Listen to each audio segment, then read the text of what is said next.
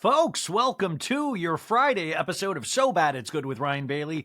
This is your pal Ryan, and how the heck is everybody doing? You did it. You made it to the end of the week, so it is party time, folks.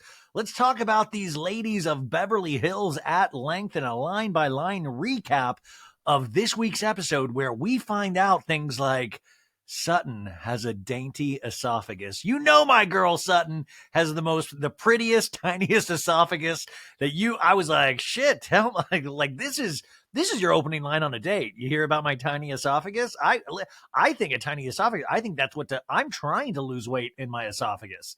I was very impressed. I was like, of course Sutton has a tiny esophagus. How amazing. A very dainty, rich, tiny esophagus. How the heck is everybody doing out there? Listen, what is this, the day? Okay, so today's the 15th. 10 more days until the big thing. And then I guess you got 6 more days. So 16 days until a new year, folks. And then everything changes and we're magically amazing, born again in the year 2024. So let me tell you a little bit about the last day. If you are watching this on YouTube, you can tell I'm in the same clothing. It gets into a little of the weeds around Tuesday night, where I kind of do just like, it feels like 2 days of just straight work with like little breaks to drink Diet Coke and watch the shows along with notes. Yeah, I have not showered. I stink. But that's like, this is war, baby.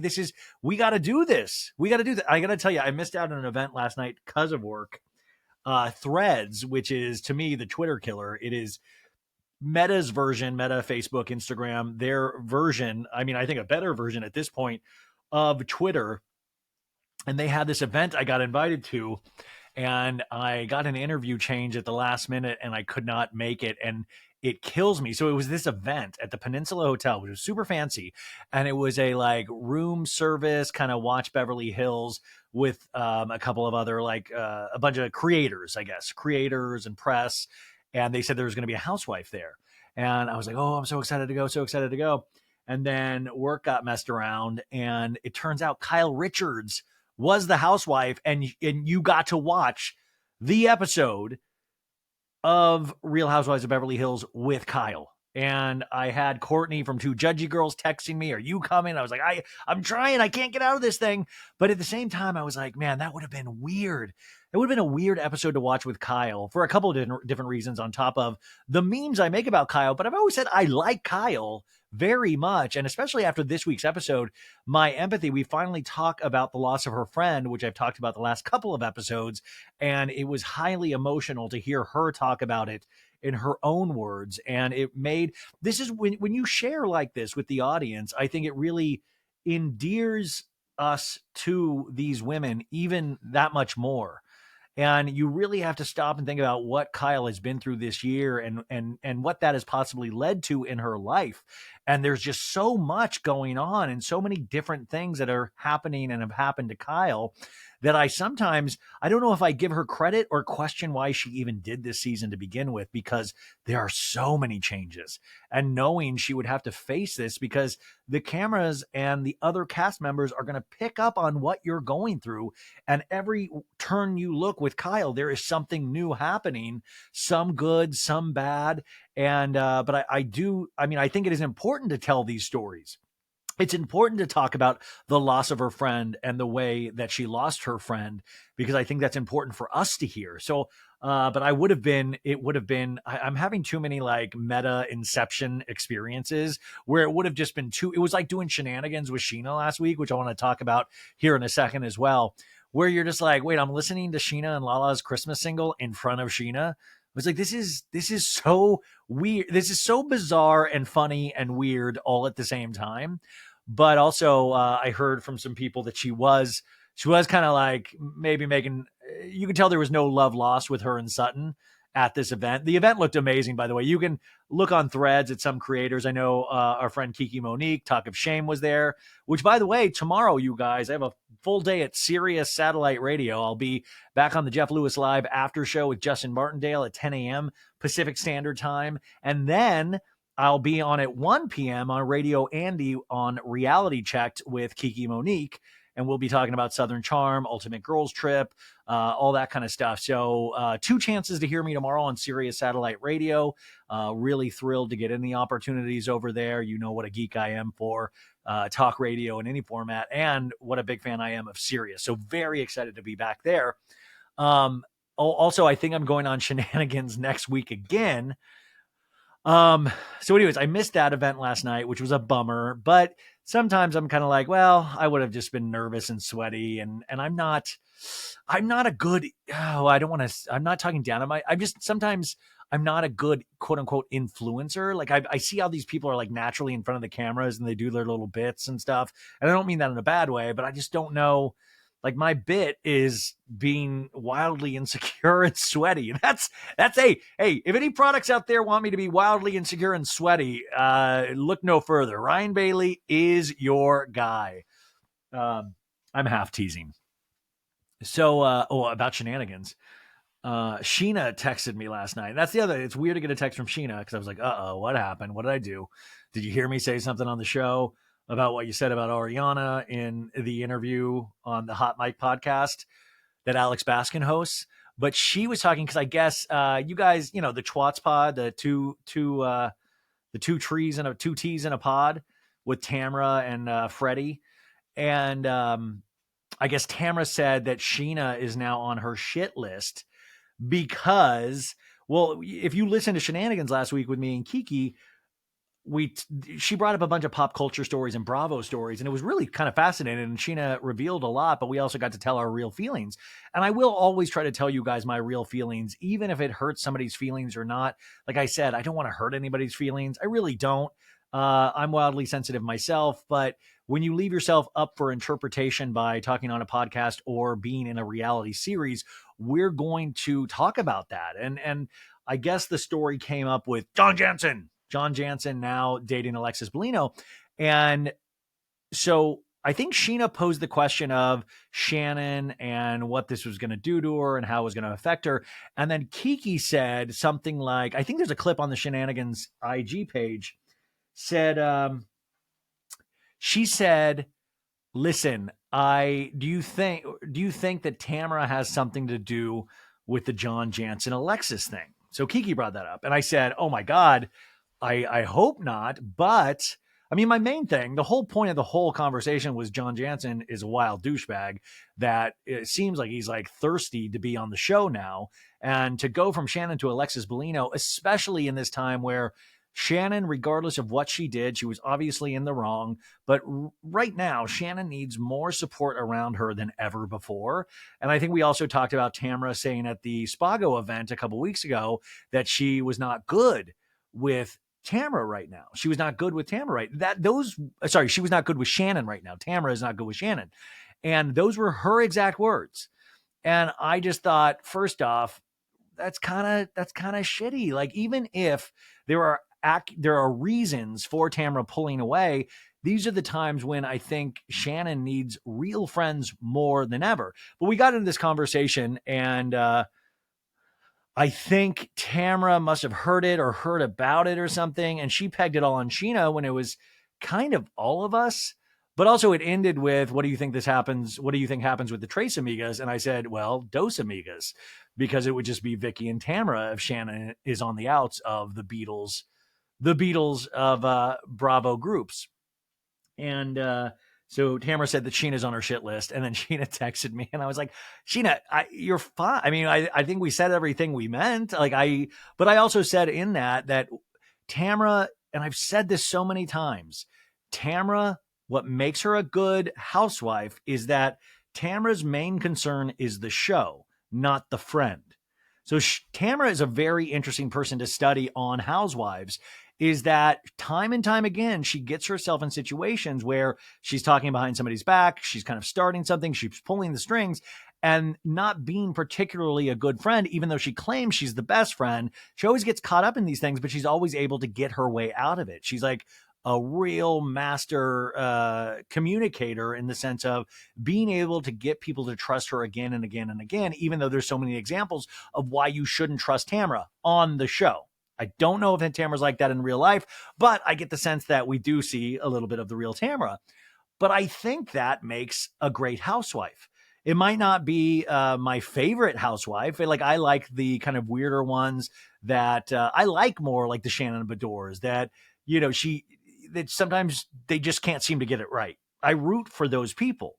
Where Tamra, I think, understands and knows the game. And I think she plays it like a game. I always use the example of how Housewives, somewhere around like the 6 year mark, turned more into a game of Survivor, like the show Survivor on CBS, more than what it originally started out with, was almost like a docuseries about housewives behind the private gates of OC or whatever iteration it was going through. So that was my point. I think Tamra, though, Tamara's a real interesting person. I would love to have a conversation with her one day just to really talk about how she views housewives with all the bullshit put aside, because she knows what she's doing. And also, I think it's hard because, you can give somebody credit of like, she's a great housewife. She makes things happen. But to be a great housewife, you then sometimes are not the best friend. And I don't know if Tamara seems to get her feelings hurt about things like that, when it's like, at the end of the day, though, your loyalty is to the show. I don't know if she's ever able to fully admit that, because that might be like a little too like Wizard of Oz, the man behind the curtain, but that's what it is. And that's why she even is successful in podcasting, because she knows how it all works. She knows that, but it is interesting because she also seems like she's wildly sensitive to these things being pointed out, and she will shout louder than you. And that also is something that makes a great housewife. So I don't know, maybe we're in another podcasting war, you guys. We'll go back on shenanigans next week and we'll clear the air. And I'll talk about this with Kiki tomorrow on Reality Checked. But sorry, hey, Tamara and Freddie, I'm so sorry if you're upset. That was mainly about Tamara, Freddie. So you're so ridiculous. I was going to bed last night after working all day, and I was trying to get back to like a mellow state by watching Survivor on CBS. I love this season of Survivor. I wish I was able to talk more about Survivor because I truly love it. I got back into it after last season. I started off with that show when it first came on the air, and I think it blew me away, like it blew a lot of you guys away. But I've gotten back into it the last 2 seasons, and I've just had the best time watching it. It's one of those shows that I guess it's kind of good that I don't talk about it because I can just truly enjoy it. But I found myself looking forward to watching that last night more than Beverly Hills or Real Housewives of Miami, like, because I just do that.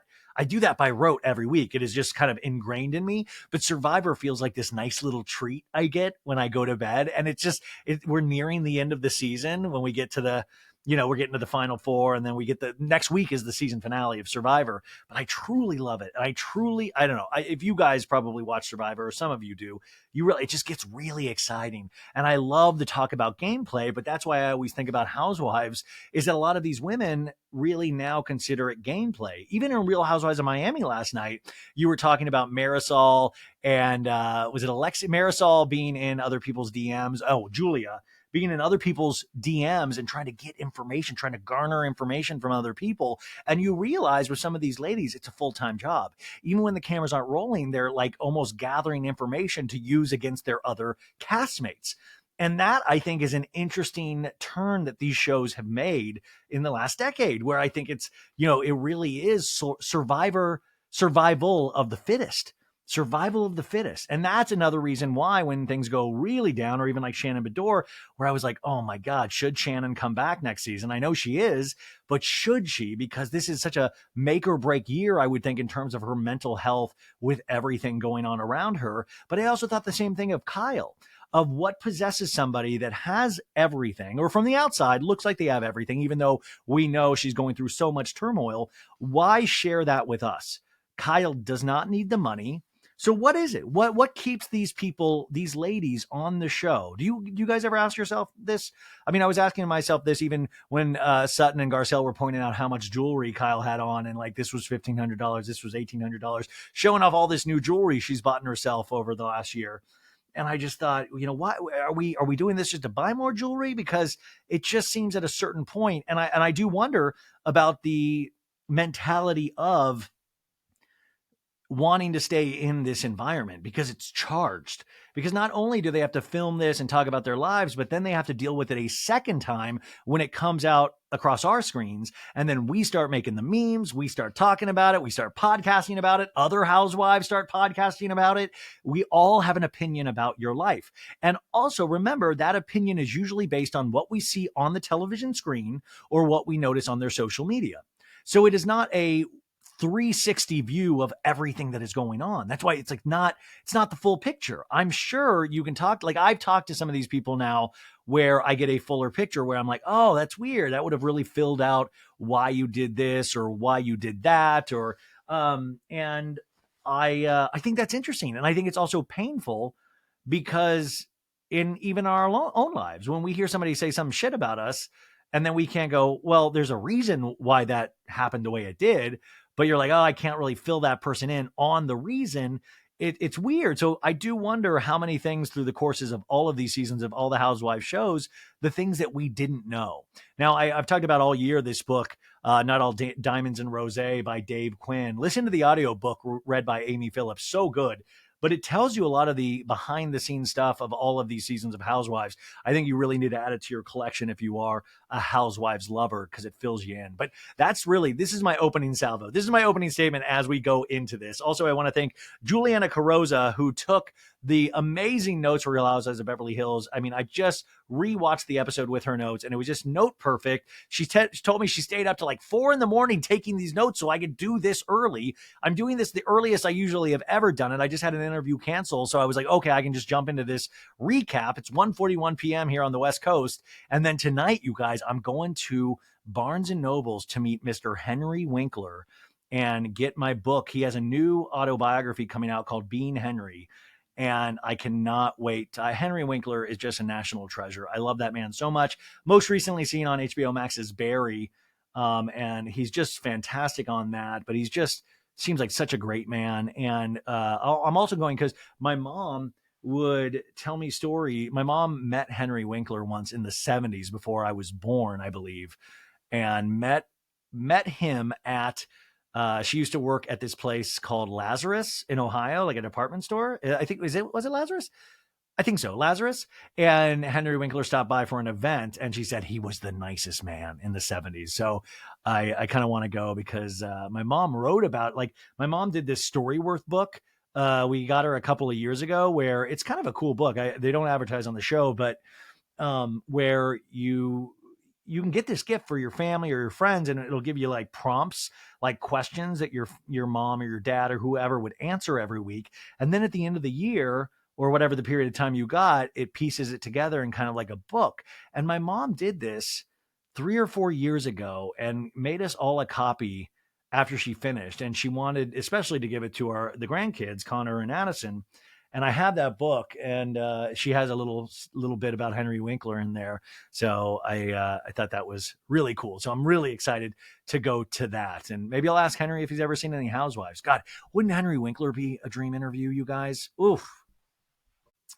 Okay, let's start the madness. Oh, also, if you are watching on YouTube, you'll notice I got rid of the beard. I'm back to the mustache. I am the only worm with a mustache now that Tom does not have his anymore. And listen, getting a lot of questions about it. That's not true, but I will tell you why I did it. It was purely vanity in the sense that my beard was becoming so white that I was getting mistaken for Santa Claus when I went outside. And I said, this cannot stand. And if you guys have followed the show for a while, you'll realize a couple of years ago, I discovered that I'm allergic to Just for Men hair beard dye. And not just for, I don't want to single out Just for Men. I'm now allergic, I think, to all beard dye. I've tried like vegan beard dye. And I've now managed to blow my face up. What last count was like 4 times. I think the last time I blew my face up was last Christmas. Throwback. You guys, I have so many pictures of me with Nutty Professor face where Eddie Murphy, he's like, that's what would happen, where it would be the first day, it would look amazing. And I was like, you got a pretty good beard when it's all this one color. And then the next, it would start itching. And then the next day, my whole face and neck would expand to like, a size and a half of my face. So it looked like just a huge, big old IMAX screen on my face. And it looked like my skin was about to pop. And, me being me, it took me 4 times to learn that lesson, thinking that, whatever it is chemically, it must have calmed down by now. So I kept trying. I kept trying it. And each time I was so hopeful because I was like, it looks better this way. Why would God curse me by not letting me die? And I just also would be like, God, why do you want me to have a whitish beard? Like, why do you? And people were like, oh, salt and pepper. And I'm like, no, fuck that. No salt and pepper. Like, and then it just became too much salt. It was like, well, now it's all salt, and that's not good for you either, especially for people like Sutton with a small esophagus.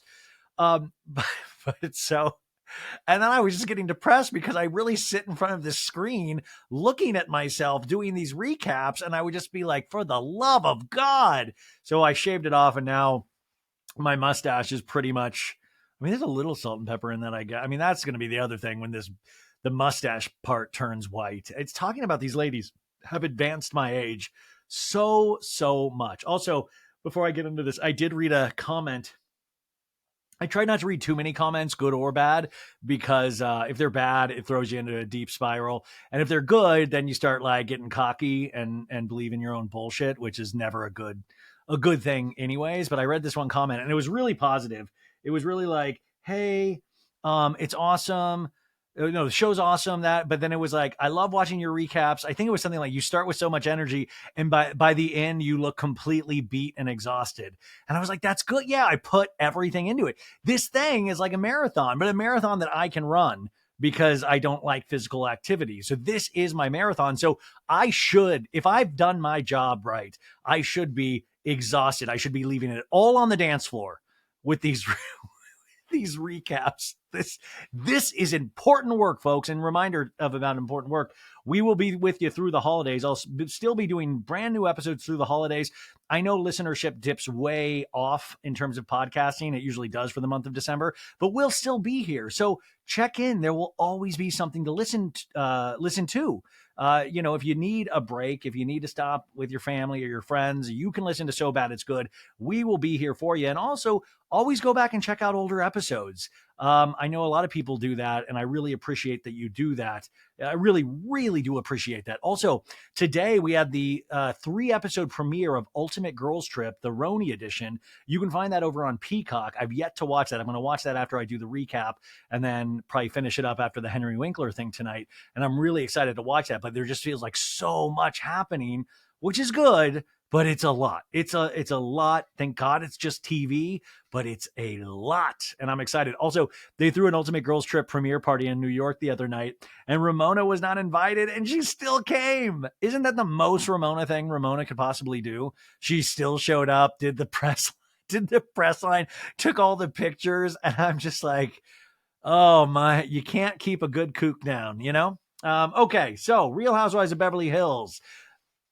Season 13, episode 8. And at the end of this episode, we get the mid-season trailer. So we're already at the mid-season. So that means it's going to be like a 16-episode season. And also, I don't know if that includes, I think it will, the Mauricio episodes, because remember, they picked back up cameras like they did with Vanderpump Rules after the separation got announced. So we will see all that we see. There is so much yet to be known, but I can't believe we're already halfway through the season. Last season, what did they do? 21, 22 episodes. It was very bloated in some ways. So I like that it's a good tight 16 episode thing, So just be prepared. We're halfway through, potentially. This episode is entitled, hold on to your coal mining asses right now. It's called Esophagate. Like Watergate, but with an esophagus. Esophagate. I think this is an amazing title. I do. It is very silly. And I do think this episode was hit and miss.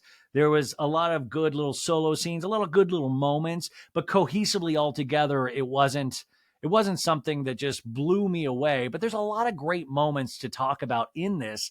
But one of those is the esophagus moment, which was very boring in some ways. But then when you think about it and watch it again, it's just so damn ridiculous. This new girl, Anna Marie Wiley, who am not loving so far gets into a conversation with Sutton about her esophagus, and it's on its face very boring. But then to me, it's that good mixture of ridiculousness that I look for with Housewives. Of course, we're arguing about an esophagus, and this Sutton, man, she Sutton thinks that she's really, she's coming for it. Like, I'm gonna give him a little piece of my mind with Santos. I say, like she really thinks she's like.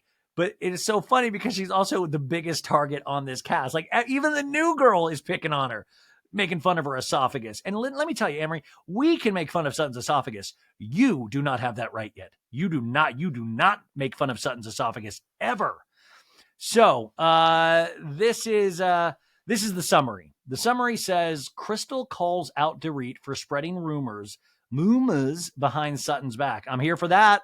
Good for Crystal. Then Kyle seeks guidance from her life coach about her struggle with grief, which was a beautiful scene. Garcelle spends time with Jade, her son, and his new girlfriend. So that is the summary that we get from the cable company. And we start, as always, with scenes from previous weeks. So previously on Real Housewives of Beverly Hills. And this one, it's really intense music. It's like dun dun, like you're like about to open the gates of hell, like dun dun dun dun. And we see Kyle and Mauricio, and Kyle's like, "Are you still jet lagged?" And Mauricio's like, "Love being funny. I feel fine. How was your dinner?" He's referring to the THC dinner from last week, and Kyle's like, "It was ridiculous." And then we flash back to the weed dinner where Sutton pulls out a joint. "Get up, stand up for your rights. My name is Sutton. Gonna smoke ganja all night. Gonna hotbox Santos. Gonna get that fucker high. Gonna hotbox Housewives. Set your body right." And Erica's like, "Is she about to line up at the table?" And Dorit's like, "The THC is in the air. I need to be able to take care of Jagaloo and Phoenix." And Denise is like, "You're a bitch to me, and you know it." Remember, Denise was all sorts of wacky last episode, and her voice got hoarser, and she wasn't eating the THC meal, but she was. There was something going on that we all can agree, and she was like had like a golem like pose, and she was coming for Erica, and Erica was just standing complete, like just a study in stillness. Erica's like, "I do, okay." And then Sutton, we go to another scene where someone's like, "Kyle, you already lost 2 sisters. I say, you want to lose a third?" And Kyle's like, "Oh, really? Go fuck yourself." Which I said last week, really ballsy thing to say to Kyle. And I sometimes think Sutton might have overinflated her importance in Kyle's life, because I don't even think Kyle thinks of Sutton as like a 10th sister, or even a stepsister, or even a distant relative. We would have to 23andMe it. And then we go back to the present scene where Kyle to Mauricio is like, "I don't even know how this whole thing started. There's been a lot of rumors on the internet." And we see Mauricio sitting. He's like, yes. Because Mauricio, they already knew they were in trouble when this season started. And I do love them trying to not control the narrative, but trying to be. And I feel like if you watch their scenes with this kind of eye of Mauricio going, "I don't know what Kyle's going to say in the scene potentially. Is she going to throw me under the bus? Is our family secrets going to get revealed right now?" So Kyle's like, "So I'm talking to Sutton, and she kept pushing like there was something that I was being secretive about." And then we cut back to that Sutton dinner at the THC, and Sutton's like, "Well, Kyle, it seems like you're in denial about something." And Anna Maria's like, "With what though? Like, why?" And Garcelle's like, "Her marriage. What's with the new wedding band, Kyle?" And Sutton's like, "Yeah, you haven't been wearing your wedding ring." And Kyle's like, "So this is what you're lost about? That I have a different ring on that I bought myself?" And Erica's like, "Oh, hell, I stole jewelry from Victor." No, she goes, "Oh, hell, I didn't wear mine for years." And Garcelle's like, "I thought it was a makeup band." And Kyle's like, "A makeup band? What does that mean?" And Garcelle's like, "Well, when your husband messes up and you get a gift." And now back to the present scene with Kyle and Mo. And Kyle's like, "Everybody at the fucking table obviously thinks something now." And Mauricio's like, "Well, clearly you told her to fuck off." And Kyle's like, "No." I do want to present the fact, though, if you look at this kind of in an Inception scene within a scene, and potentially Mo not knowing where this scene is going to go, when Kyle says Sutton thinks there's something secretive going on, Mo and Kyle know that there is something secretive going on. That Sutton might not have hit the full nail on the head, but there is something secretive and they know that there's something secretive. So it's this delicate dance that if you watch it, it's really fascinating. And then we go back to that dinner and Kyle going, so what you're saying is that my husband cheated on me. And Son's like, well, did I say that? Did I do that? This is another thing too, is because, there have been rumors about Mauricio cheating. And I almost wonder if Kyle's saying these things of like, say it, Sutton, say it so we can fully bring it out into the light. Say it because I can't say it. I don't know. These are the questions that go through my mind. Back in the present day scene, Mauricio's like, Love Bean, why wouldn't you say fuck off? I think that's fucking mean. That just causes more problems, more rumors, more bullshit, Love Bean. Kyle in a talking head says, why would anyone be attacking anyone about their marriage? I shouldn't be surprised, but I am. Also, why would anyone be attacking anyone about their marriage? Are you kidding me? What show do you think you've been on the last 13 seasons? You're on this should be called Real Housewives of Attacking Marriages. There has never been a marriage that has not been attacked. Let's talk about the husband. You don't talk about my husband. Are you kidding me? You shouldn't be surprised at all. This is what the show is partly about. Mauricio stands up and Kyle stands up to leave the room and Kyle's like, yep. And then Mauricio grabs Kyle's face to kiss her. And Kyle reluctantly gives him a little peck back. And Kyle tries to sidestep him. And he's like, hey. And Kyle's like, well, don't be kissing me like that. And Mauricio's like, I can kiss you wherever I want. Now, I'm saying a little more threatening than it actually was, but it's this fascinating dynamic of she looks very uncomfortable, and he's also being that domineering male of, I am a male.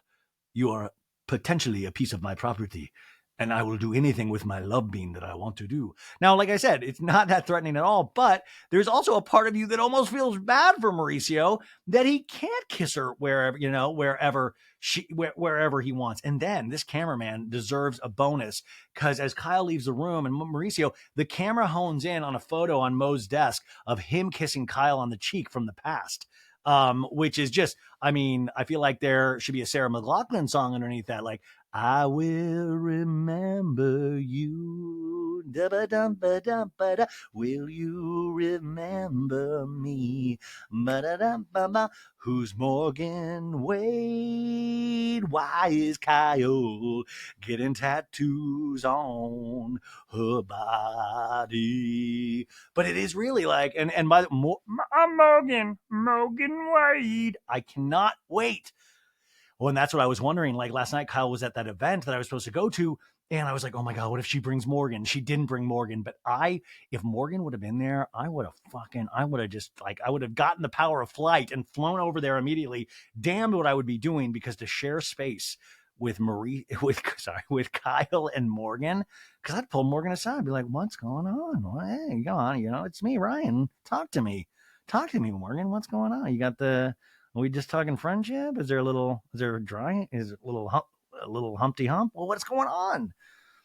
The scene fades out with Sutton's voice echoing, it seems it seems like yo in denial about something. I say.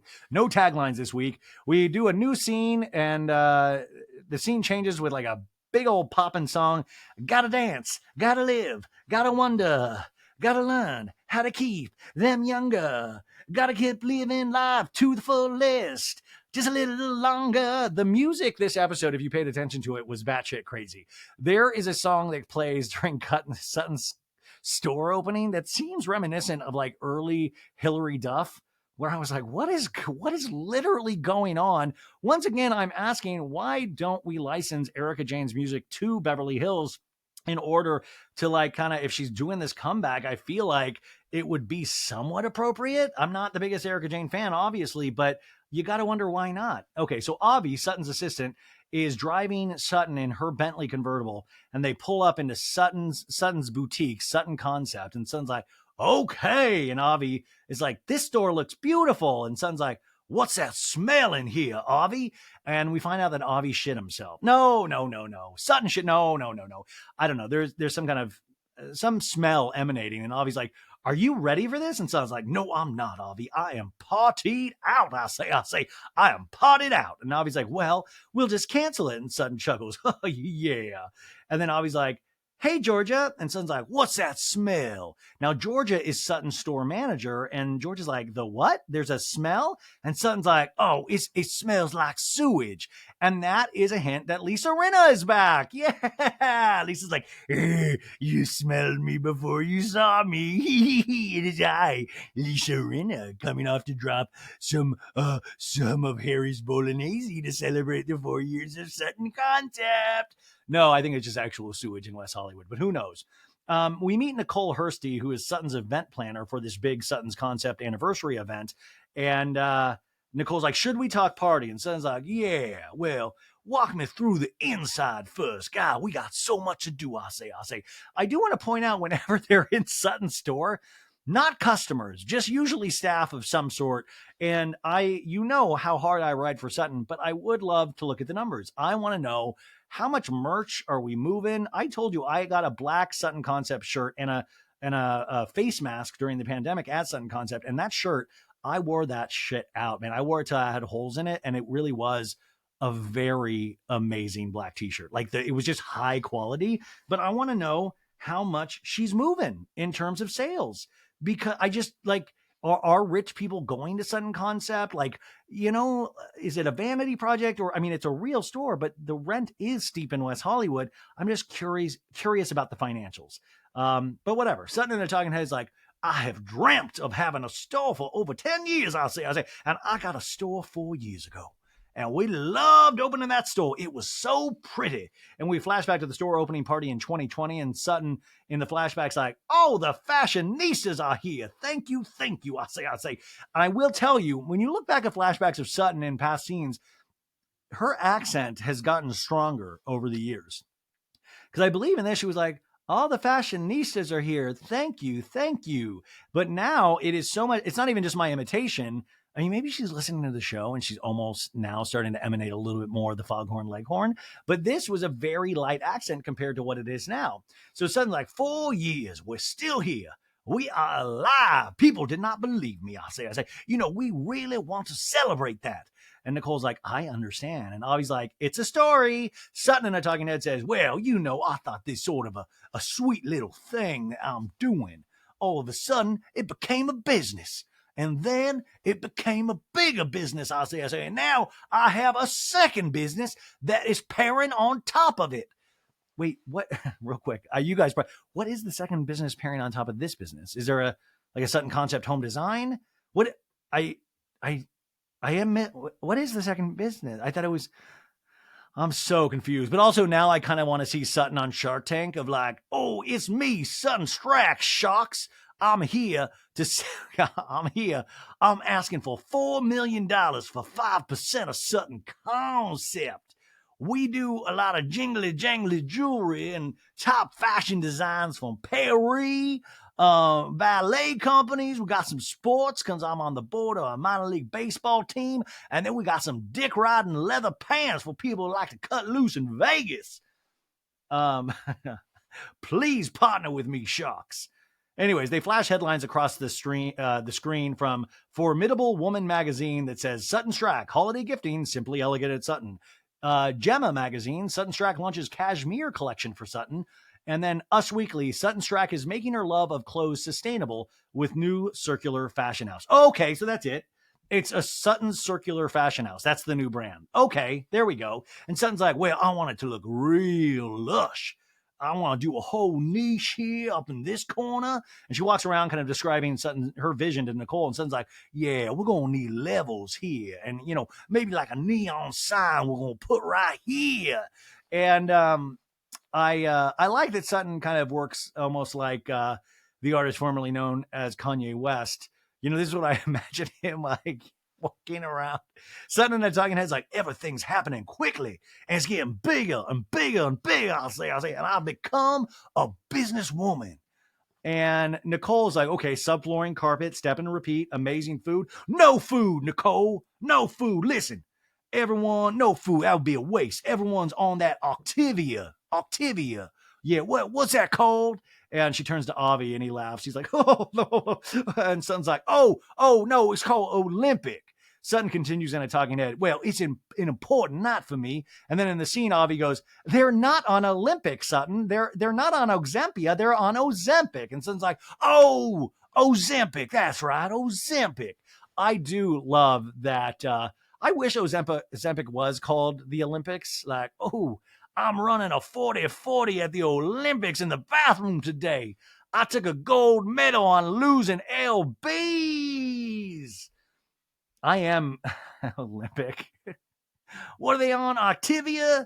I think isn't Activia? Isn't it called Activia? And that's the yogurt that makes you shit your brains out that Jamie Lee Curtis used to be the spokesperson for. Do you remember that SNL sketch with Kristen Wiig playing Jamie Lee Curtis where she was eating Activia? She was the Activia spokesman.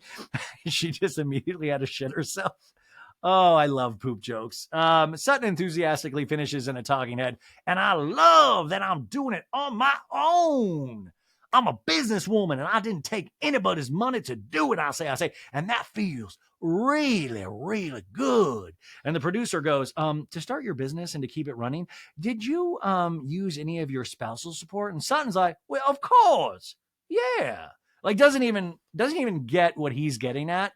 But also, she did help him, get to where he's at. So that is her money, the $350,000 after taxes every month. That is her money. I mean, it's not like, no, I use my Real Housewives of Beverly Hills money. I do love that Real Housewives of Beverly Hills money to Sutton is like chump change.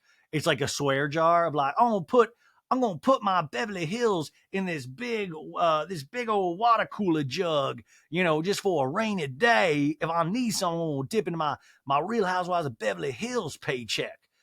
Anyways, we see shots of Sutton's store. We see her Mr. Poppins bag that I love. She sold that at BravoCon. And Sutton's like, well, come, Nicole, get out of here. You got work to do. And Nicole's like, well, it was good to see you. Bye. Sutton's phone rings and she takes a FaceTime call with Crystal. And Crystal's like, hey. And Sutton's like, hello? Uh-oh, what's wrong with you, Crystal? Crystal's like, I'm just so tired, because she looks kind of tired. How are you feeling about tomorrow's event? Is everyone still invited? Do you want Kyle to come? So this is that FaceTime bit that we always see in housewife shows where we need to introduce the fact that Kyle and Sutton, to remind people that they are in an argument, will Kyle still come to her event?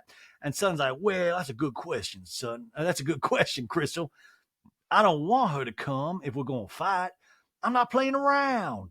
I employ people and I run a business, and it's important, I say. And the key of Kyle making these accusations about like drinking is so ridiculous, I say. So now we've got dual accusations coming from both ladies. What's going on with your marriage? What's going on with your drinking and your food eating?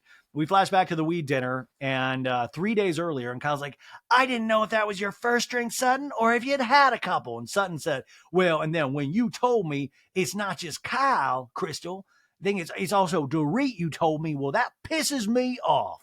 And Crystal's like, yeah. Flashback to 2 weeks earlier in Kyle's kitchen with Dorit and Crystal, where Dorit is like, Sutton is a bit of a drinker. Beep, boop, beep, boop, boop, boop. And Kyle is like, vodka can make some people really mean. I know that. And then Sutton to Crystal in this scene is like, well, it's the most ludicrous, capricious, dangerous accusation I say that they're trying to put out there. And I'm stomping it out. Sutton in a talking head goes, well, this can hurt my business. It can hurt my custodial agreement. My ex-husband could take my child away if this gets out. He could take him to good old Merry Jolly England. What are these girls doing?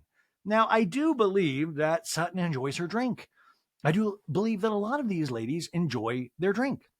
But once again, like Kyle saying, should I be surprised that they're digging into my marriage? It surprises me. Is once again, if you have any sort of weird behavior, like listen, if somebody was like really gassy every time they did a scene, they'd be like, oh my God, Garcelle, she's so flatulent in all of the scenes. You got to watch any kind of behavior a little left of center, because it will be brought up as a storyline on the show. And also, you are carrying a mixer of grapefruit, crystal light grape. No, it's ocean spray, grapefruit juice in your purse. So when you start doing things like that are a little like, oh, that's interesting, they're of course going to use that towards the show. But we want people to do that. We want people to let their guard down and be those little peccadillos, those little weird moments. We want that to be in the show. So I don't want people to walk into the season protecting things tightly. I want these claims to be made. It is just now turns into, like I said earlier, Survivor, where it's battle of the fittest. Who's going to win? Whose accusation is going to win? Which accusation is going to take center stage? And I think just because of all of the hysteria, it will end up being Kyle and Mo. Sutton in this scene with Crystal goes, well, we have to re-merchandise the entire store tonight. I would love to see. That's the scene I want to see is Sutton like, okay, we got two kitty sweaters. I'm gonna mark that down a big 2. And then we got 4 Mr. Poppins bags. Okay, 4. Oh my God, I thought we had 5 Mr. Poppins. Abby, is somebody shoplifting Mr. Poppins bags? Anyways, Son's like, it's going to be big work. And Crystal's like, well, you need at least 10 drinks. And Son's like, yeah, I'm going to have 10. I thought I would double up tomorrow night. And Crystal's like, and the day after, I'm going to shame you. So just get ready. This is where I do wish Sutton would actually lean into that joint. Like, well, I'm not going to be having no 10 drinks, but I got my 6-foot graphite bong here. I'm going to be hitting that all day and night. Some people weed make lazy, makes them all snacky with stuff, but because of my small esophagus, it prevents me from really doing a munchy kind of thing. So it just really relaxes me. We watch Sutton get progressively more and more into weed throughout the season, and by the end, her hair's in dreadlocks. It's like Jamaican flags all over Sutton's concepts. Anyways, the next scene we go over to the valley. Before we get into the scene as well, I want to. They did put up a screen at the end. I do want to bring up a trigger warning. We will talking a little bit about suicide here, and if anybody is struggling with thoughts of self-harm, there is a hotline that I've always recommended to people. It's just simply 988. It is a suicide and crisis lifeline. It is available 24 hours a day, and especially around this time of the year.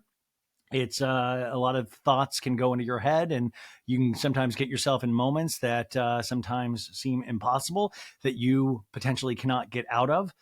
Just remember there is help out there. And I know it sometimes seems so impossible, life, but it is worth talking to somebody, just doing it for your friends and family, at least, even if you are not feeling up to it. But 988 before we go into this scene. So we go over to Kyle's and we answer the door to Jamie.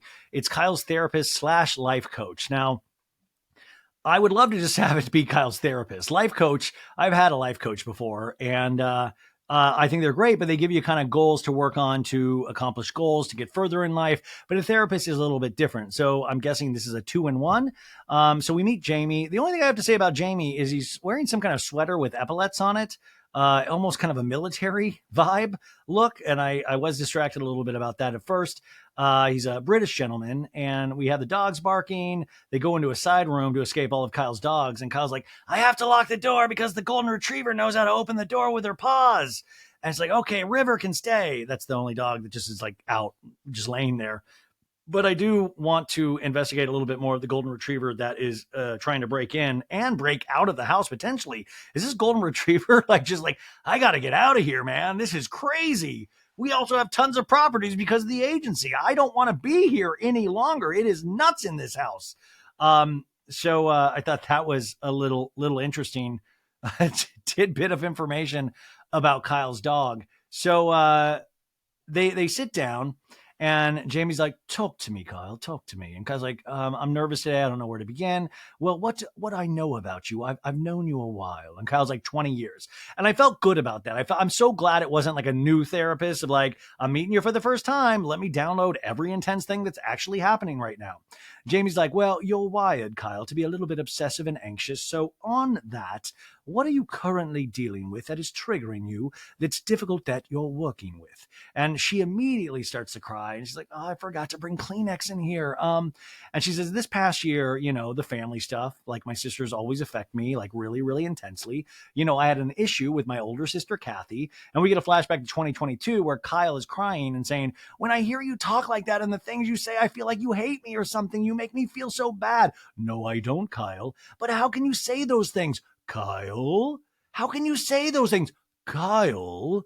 Well, what came out of it is that we're not speaking again, but that's been happening for 10 years when we first had a falling out when we started the agency. You know that story. Now, remember, Mauricio split off from Hilton and Highland, Rick's company, and started the agency. So, of course, that was like the beginning of this bad blood, but there's been a lot of bumps along the way. Now, I do want to preface this with saying, especially in regards to trying to understand Kathy Hilton more, Paris in Love season 2 is wild.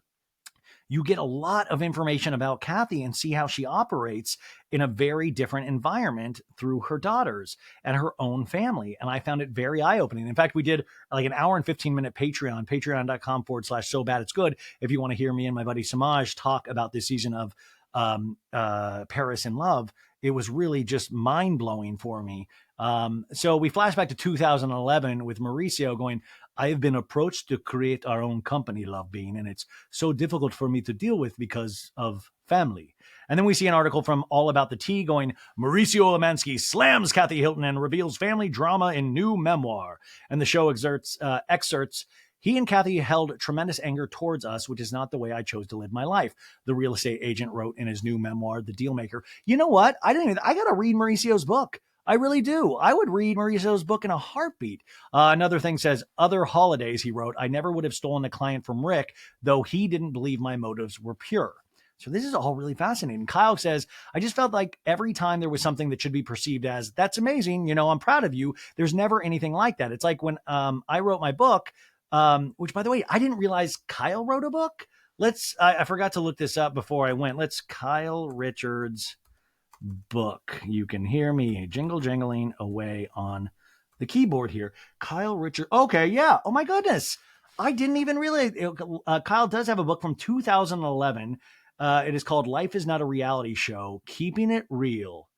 Life is Not a Reality Show. I got to check that book out too. I had no clue. I feel like we're due for another book, Kyle.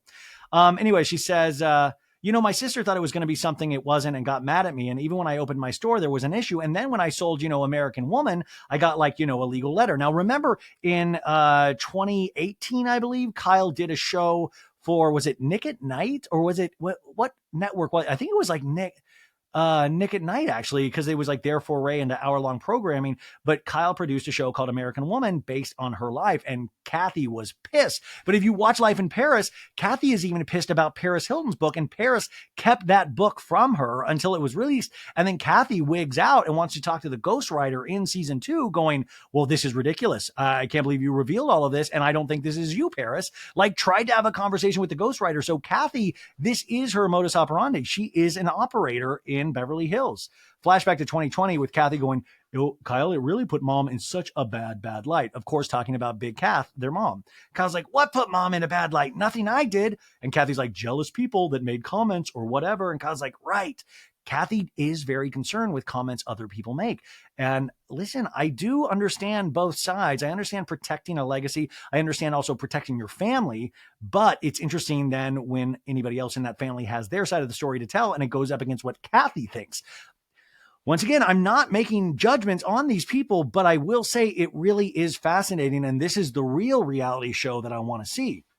Kathy in a talking head goes, well, I had a lawyer write a letter and say, you're absolutely not to try to use me, my family. I would do that with my own kids, which she almost did in Paris in Love season 2. So Jamie, the therapist in this scene, goes, all you can do, Kyle, is let them know you love them, which I know you do, but it cannot be on their terms. It cannot be where you're in the doghouse all the time. What would it take for you to feel it's safe to open yourself and have Kathy get close again? And Kyle's like, well, everybody's like, it's blood. You have to do this. It's blood. You have to do that. And I'm like, and which, by the way, I do want to point out too, I feel like having the Kathy of it all be mentioned in the last couple of episodes, I do believe we will get, even though it's not talked about or we've not seen it, I think we will get one scene with Kathy and Kyle this season. I believe it'll be the final episode in regards to Mauricio.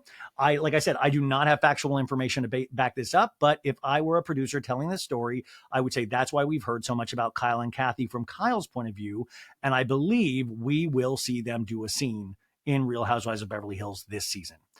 Jamie's like, all right, let's just speak to that. There's no obligatory relationships, and if it isn't healthy, it ain't healthy, period. And I was like, right. So that's like February. And then May 1st, my very, very, very best friend in my whole life, and she's like, I can't even say the word. She took her own life on May 1st. Kyle in a talking head talks about Lorene, and she says, Lorene was my other half. We always said we were separated at birth. Well, she was almost 6 feet tall and blonde.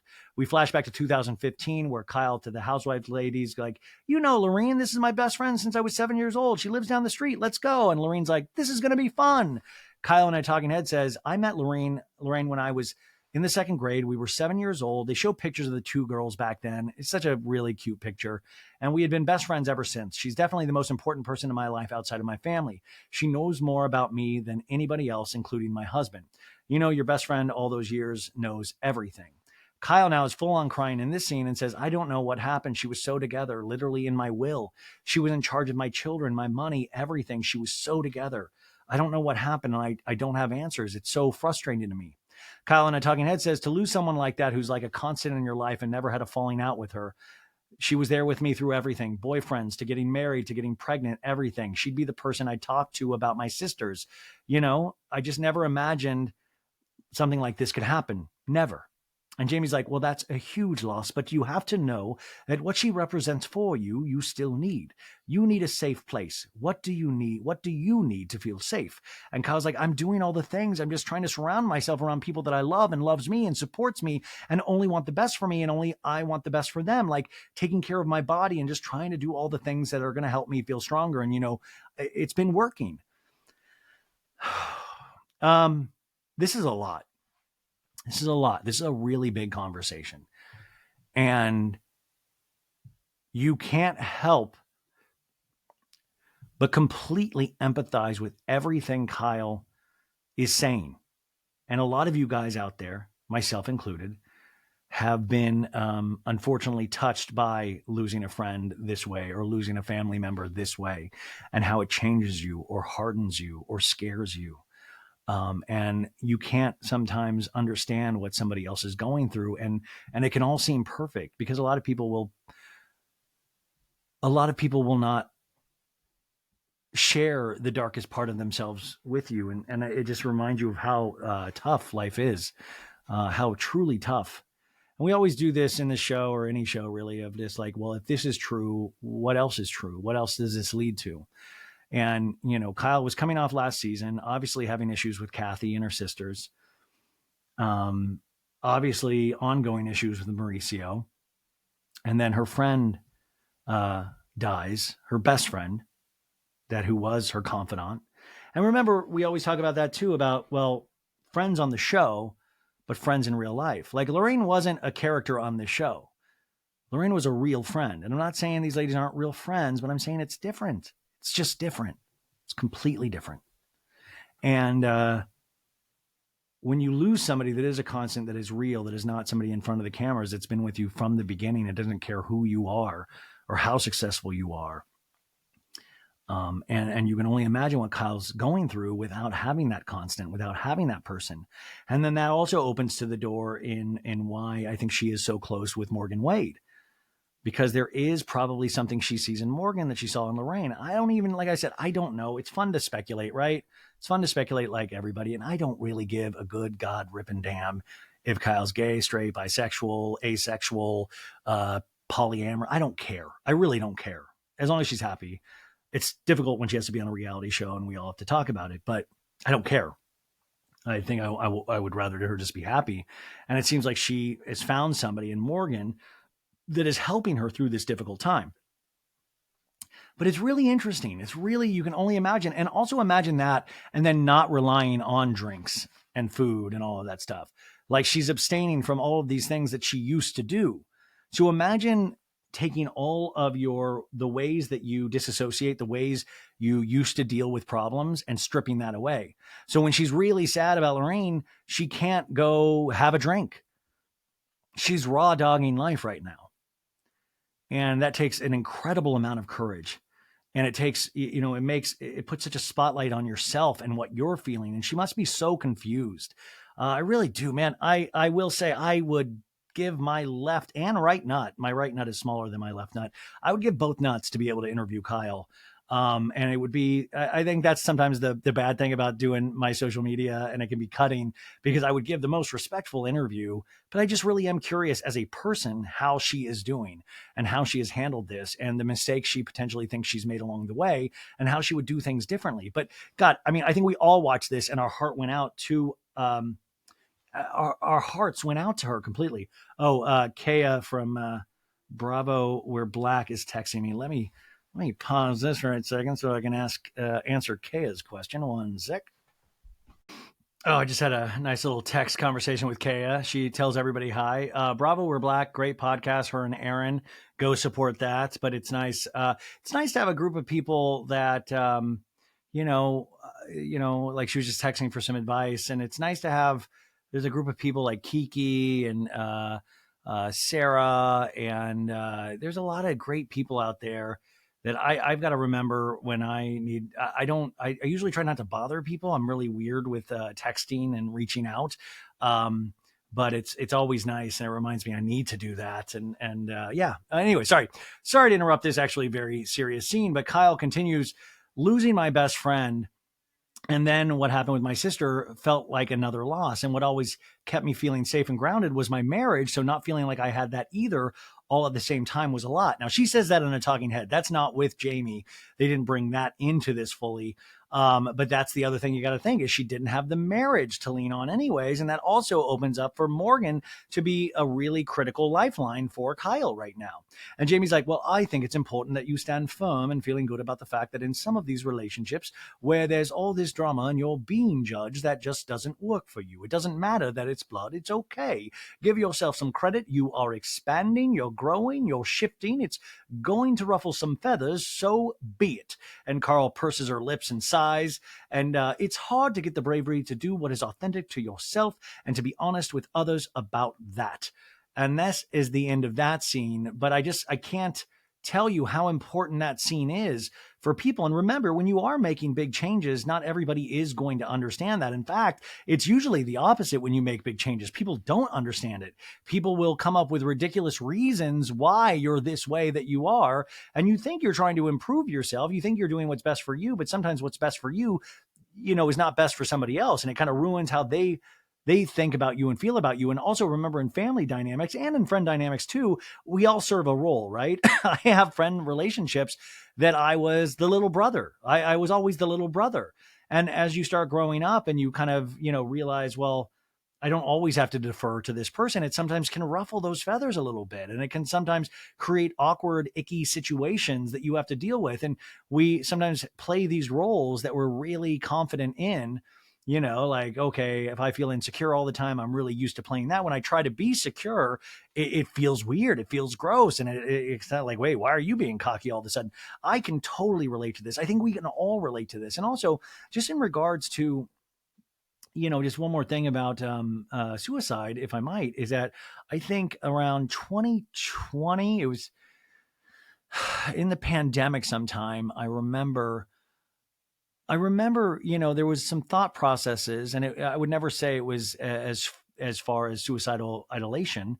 But I think I've talked about this on the show a long time ago, there was a moment or two where I did just kind of get, I just felt I was like, well, I get it. I get what life is. I get it. I don't know what the point is. And we were also in a pandemic, and, I was having some really kind of dark thoughts I just didn't know. And I was still, processing a divorce. I had dated very minimally, but I was having bad relationships, that I didn't know that that I wasn't good at, that I felt like, and also just carrying around guilt of hurting somebody else, and including myself being hurt. It was a lot to process. And sometimes I was like, I just don't know if I emotionally can handle that. And I always say, I don't think I'm an empath or something, but I do feel a lot.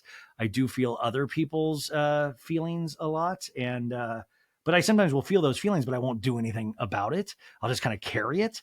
It's kind of like, you know, what is it? It's like, solar power energy. You're just collecting the sun's rays, but you're not converting it into any kind of electricity. So it just kind of stays in your body. I remember being in a really, really dark place, and I was talking to my best friend about it, and started actually kind of doing things about it, and seeing a therapist again. But it can be really hard. Life is just unimaginable, right? And as you get older, it just piles on more and more and more. I was just reading somebody's comment on my Instagram of like, oh my gosh, there is so much going on. Plus, I have kids, and I was like, I can't even imagine that. But anyways, this scene is important. I hope everybody felt as deeply about it as I do. And I know it's a scene in the midst of ridiculousness of Housewives, but it's great to have these grounding scenes, because I always say that gives us the foundation. That gives us the foundation to have these ridiculous scenes, because at the end of the day, we know it's about something real. We know there is real things behind this. These are real people at the end of the day. Okay, so now we get back to the ridiculous. We have a song going, yo, I gotta give it up to the city. I grew up tough. No, I've never been pretty. And we go to a dinner at H&H Brazilian Steakhouse, where a car is dropping off Garcelle, her son Jade, and his girl Ashlyn. And we've heard all about Ashlyn this season. Juliana Carroza points out, who took the notes, Garcelle is wearing the coolest applique flare blue jeans, and she wants them. Applique flare. I don't know if Old Navy has applique flare, but they look amazing. Garcelle takes a picture of the kids in front of a heart graffiti wall in front of the restaurant. Garcelle's like, that's so cute. All right, I hope you guys are hungry. They get seated, and Jade asks for his steak well done. This Jade is on a bad track. Who gets their, you people that get their steak well done? Well done, sorry, as I choke. Steak well done, what the F? That's not how steak is meant to be enjoyed. Steak is meant to be enjoyed in your underwear, in your bed, watching TV. Very rare. Anyways, Ashlyn is like, that is cooked. I love that Ashlyn kind of pokes fun at Jade a little bit, because I bet the next time Jade orders a steak, it is medium rare. He's like, yeah, Ashlyn says. You remember that first girl or that first guy that you were completely in love with, and you would do anything that you were just like, I hope they like me. I will change anything about my personality to keep them liking me. Please, I'll do anything. Also, I love, I at this point, I thought it was great. They're all ordering like really fancy things. And I just thought it would be so great if Garcelle was like, Ashlyn, you'll be paying for your own this evening. Anyways, Garcelle in a talking head goes, I am not mentally prepared for Jade growing up and having a girlfriend. And even Mike, her ex-husband, was like, are you going to be okay? Because he knows that, Jade and I are pretty tight, but it's also sweet. It's sweet to see him like someone other than me. I got two boys who couldn't be more different. I now worry less about Jax because there's some worldly, mature sense of self. Remember Jax this whole season? He is a grown man, he keeps telling us. Jade is definitely in the head of a 15-year-old. He thinks about basketball, his friends, his girlfriend, his shoes. That's it. God, remember when life was just that simple? Remember that? I was like, this Jade, oh God, Jade, enjoy it. Enjoy your cooked steak now, buddy, because one day you're going to have to pay for that cooked steak and for your girlfriend's cooked steak. Oh my gosh, this scene was so simple, but it really took me back to those moments of, and we'll talk about it in the scene. Okay, anyway, so at the buffet, Ashlyn and Jade are up, and Ashlyn is asking Jade, do you like olives? And Jade's like, they're too squishy. And Ashlyn's like, well, I don't know why I find you so funny. I like Ashlyn says that, like, I have no idea why I'm attracted to you. And also, olives are squishy, Jade. Garcelle continues in a talking head, he is who I worry about now. Back at the table, Ashlyn, Jade has like kind of like, he's like, and Ashlyn's like, are you okay? And he's like, I almost choked. And Garcelle's like, are you okay? And he's like, I almost choked. And Garcelle's like, take a deep breath. And Jade instead takes a huge bite of food. And Garcelle's like, Jade. And Ashlyn's like, are you swallowing? Like chewing? And Jade's talking with his mouth full. He's like, oh, that garlic steak hit my soul. So I like that Jade is trying to be poetic about his cooked steak in front of Ashley. That's the other thing too. That thing where you're trying to like come off deeper as a young man when you're like, I read poetry, right? Yeah. I've read poetry. I read Shakespeare. Yeah. I'm pretty deep person. Yeah. Very deep. Garcelle chuckles and she goes, hit your soul. The way he walks around the house with the phone, and I'll be like, hey, do you want to watch a movie or something? And he's like, I'm talking on the phone with Ashlyn. And Ashlyn goes, Jade, I'm not. And Garcelle's like, and I go, you are. And he goes, yeah, but I think she's asleep. And Ashlyn tells Jade, if I'm asleep, you got to leave me. You got to leave me in your room and watch a movie with her. Now, okay, there's a lot. This is what I was talking about with Kyle and Morgan of the, no, you hang up. No, you hang up first. No, you hang up. And I will tell you, and I don't know if a lot of you guys were like this too. I did this in high school. I did this I did this in high school. I did this. Let's talk all night long. And when you go asleep, let's stay on the phone. And I remember, oh God, you guys, when you're able to feel those, oh, just when you're listening to that person that you first love, them breathe or like little snores, and you're just like, oh, this is amazing. I want to be like, I remember all of this. That like, can we just spend the night on the phone even if we sleep? I remember that so well. I remember that so well. Oh my gosh, what those were the days, right? And then we only had one line at my parents' place, and I remember getting in trouble for using that line. Um, but I love that Ashlyn's like, you don't have to hang up, just leave me in the room. I like that. It's like, just leave me in the room. And I like that. So Ashlyn's like, if I'm like asleep, you got to leave me. You got to leave me in your room and you'll watch the movie later. And Jade goes, yeah, but what if you wake up? And she's like, then I wake up. And Ashlyn sticks out her pinky and goes, promise me. And Jade's like, your pinky promising? And she's like, yeah. And Garcelle's like, yeah, I knew I liked you, Ashlyn. So they pinky promised to leave her in the room. And but I do wonder, like, I wonder if they lift the scene and Ashlyn's like, fuck that pinky promise. If I fucking wake up and you're not there, this is done. I need you to be there when I wake up in the middle of the night. And that was the other thing too. Do you remember that? Like you would stay up to see if they would wake up so you could impress them by saying that, like, look, I'm still here. I'm still here. I've got you. Oh God, we were such kooks, weren't we? Weren't we? Anyways, Garcelle on a talking head says, Ashlyn's sweet. She has manners. She speaks her mind. She's a little sassy to Jade. He picked a good one, but I want to make sure I'm not a grandmother anytime soon. Again, remember, her other son is a father and she's a grandmother. And that's important too, because you don't want this guy, if they're doing the hippity dippities, it's important. Parents go through this. Garcelle says, well, this is nice. Thanks for coming out. You guys are really sweet. Watch movies with your mom is what Ashlyn said. That's my takeaway from this dinner. And Ashlyn goes, you pinky promised. I want a picture too, like a selfie, so I know it's true. So now this Jade is going to be watching every fucking movie that's ever been made with his mom, just so he can send the selfie to Ashlyn and go, look, I'm doing exactly what you told me to do. Okay, we go to a new scene. It's a new day. We're over at Anne Marie Wiley's house. Now, I got to tell you, I was already kind of poisoned about my feelings for Anne Marie with certain things that I found out about her before this season, but I'm not going to poison you with that. But I will say, having said that, this is your standard cookie cutter, meet the family scene. I'm just not feeling Anne Marie so far, but maybe that is because my feelings were poisoned. But this is that scene where she is feeding her kids breakfast. We meet Marcellus Jr., age 7. We meet Aria, age 4, and they're just talking about Frosted Flakes, waffles. What are we having? And Anne-Marie says, this house is bananas. Like, it's crazy energy all the time. There's always 8 million things going on. So that's happening. Olivia, age 3, is on her cell phone. Is that okay? We're starting them young. And Anne-Marie in a talking head says, making sure the house runs, making sure the kids have everything they need for school and all of the activities, football or basketball or dance. It's tough. It's a tough job and it's a lot, but I love it. I wouldn't have it any other way. And my priority is always being a mom. So sometimes, it comes before work. It comes before my husband. Sorry. And they show a picture of their family, which also includes a daughter, Maraca, age 24. So they got a lot of kids. Now, Marcellus Wiley comes in, the former football player, and he's like, darling, I love y'all. Also, check out Marcellus in the news. Just Google his name and check out what's going on. Marcella says he loves Frosted Flakes as well. There's also a shot of Celsius on the table. If you've listened to the show over the last couple of weeks, I had 2 Celsiuses over the last month. I'd never had them before.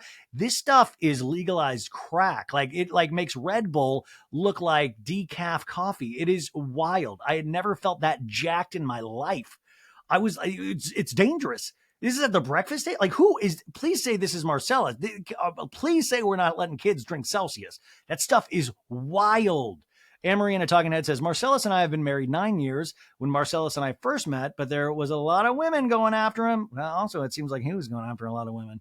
But from day one, he just owned our relationship. And I don't think potentially that's a good sentence. We don't want anybody owning our relationship. So they're having cute scenes with the kids. Anne-Marie says, he told me the first night that we met that I was going to be his wife, and he acted accordingly every step of the way. So I won, she says. Well, we'll see. Marcellus goes, everything in moderation, including moderation, darling. And Amory goes, you didn't marry me for my cooking skills. And he's like, oh, no, I didn't. No, you didn't, she says. Amory in a talking head says, Marcel always tells me that the reason he fell in love with me, get this, you guys, is because he's like, you're an 8.5 at everything. Zoinks, what? 8.5 out of 10? So he's saying you're an 8.5. Could you imagine? And she seems proud of this. Amory in the talking head goes, he's like, you're not a 10 in looks. You're not a 10 as an athlete. You're not a 10 in brains. But he's like, you are a solid 8.5 at everything you do. And he's like, not a lot of people can say that. Whatever, she says. Oh, wait, I think I did get a 9.5 on my body too. And she laughs like, hee, like, look at me. I'm amazing. Okay, some follow-up questions here. What does Marcellus rate himself? Like, if he rates himself like a 5 at everything, I would be potentially more not troubled with this. But can you imagine a guy going, you're an 8.5 at all of these things? You'll never be a 10, but you are a solid 8.5. Now, of course, 8.5, that's the shit I used to shoot for in any kind of grade out of 10. Like, man, an 85%, a straight B average, that's the dream. But as a person, and the person that you marry, you don't necessarily, I mean, maybe you just don't even talk about what we rate people. Like, but holy shit. Holy, I don't know. There's something so weirdly, kind of going back into that ownership way. It's like that kind of just enough of a compliment and enough of a negging to kind of throw some doubt, like, you ain't perfect. And then they literally go, you know what? She's right. I'm not perfect, but I'm really good. It's weird. It's weird. So they're talking about what the kids are wearing, socks, Crocs, all that shit. And Amory's like, who's coming to school today, Teddy? And Arya's like, my purple bunny. And Amory's like, where's Purple Bunny? He's in my room. He's in your room. Okay, Pumpkin, you put on your socks, please. I'm going to go get Purple Bunny. I'll be right back. And Amory's like, priorities, Purple Bunny. And we're still practicing our tying our shoes, right, Biscuit? And Marcellus to Biscuit is like, you're still laying down. And Amory's like, hooray. I hope Purple Bunny is a recurring character in this episode. I hope Purple Bunny is such a recurring character that it gets thrown at a housewife in the reunion, just like the other bunny with Rinna and Kim. Purple Bunny. Purple Bunny. A song thumps on over to Erica's pool house. I don't care what you heard about me. Never worry about me. I'm living out my dreams in the city. Erica's in the kitchen boiling lemon slices and calling her mom on FaceTime. Now, we had a scene last week with the fucking lemons. Remember that? They had all the lemons and she was telling her assistant, should we make a lemonade stand or something? But I guess we're still doing lemon-based scene work in Erica Jane's scenes. Now, Erica, actually, I will say this. Erica looks great in this scene. Her outfit, really nice. Her makeup, really nice. I don't usually, but I was like, wow, Erica looks really pretty in this scene. Erica calls her mom, Renee, and Erica's like, Mom. And Renee's like, can you see me okay? Yes, Mom. Okay, great. How's it going? Well, you know how in the 5th grade I had to do a book report on a city, and for whatever reason I chose Las Vegas. And Renee goes, oh yeah? Like, kind of like, I don't remember that book report. And Erica's like, well, Mom, I've signed my contract for my Vegas residency. And Renee's like, wow. She should have asked, like, did you do this, or is there a guy behind it? Like, what's, anyways, we flash to a celebratory.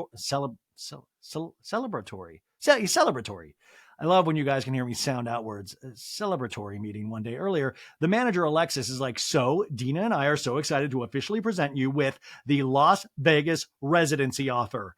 Erica Jane is going to Las Vegas. 20 shows this year. And Mikey is there like, yay, I'm finally going to get paid. And Dina hands papers for Erica to sign going, Las Vegas, here we come.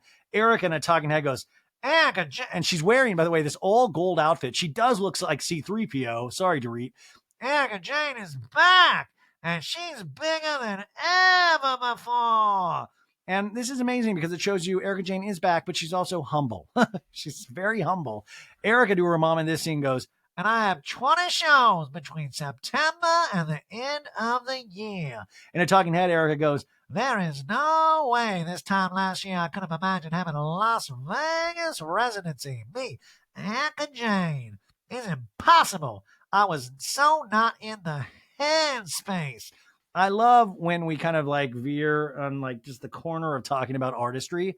Like, as an artist, as an artist, I was not in the headspace. We flash back to the famous dripping black mascara scene from a couple of seasons ago where Erica's talking to Kyle. It's like, me being the possible target of a federal criminal investigation. And all I can do is just wake up every day. And then flashback to the scene in Aspen last season where Crystal's like, all I can think about is the victims. And Erica's like, I don't give a fuck about anybody else but me. Remember? She's like, I will say that to me is the thesis statement of Erica Jane. And that is why, one of the reasons why I've always really been against her once all this shit broke, because that was the thesis statement. I don't give a fuck about anyone else but me. And if you think about it lyrically, that is kind of what she talks about lyrically as well. But it was hard to see in the cold, hard light of day once we did realize there was criminal activity going on and her trying to hold on to all of these baubles that were bought for her, even if she did not sign all this paperwork, but like all these baubles, there's actual fucking victims. And at the end of the day, that's what it is. She just cares about herself. And that's not a crime, right? It's not a crime. But it's really, really not sensitive to victims at all. And I do believe we will get a scene with the victims when they pick back up cameras. I do believe we will see that. But to me, I thought that was the worst. And it was just kind of disgusting. And it just, to me, showed this is your problem. It has always been about you. This is your problem. This is how you got into this marriage in the first place, because you did only care about yourself. You cared about your own comfort. You didn't marry for love. You grew to love him and respect him, and you loved what he did for you, but you weren't in love with him. You weren't getting dicked down the way that you always talk about wanting to get dicked down.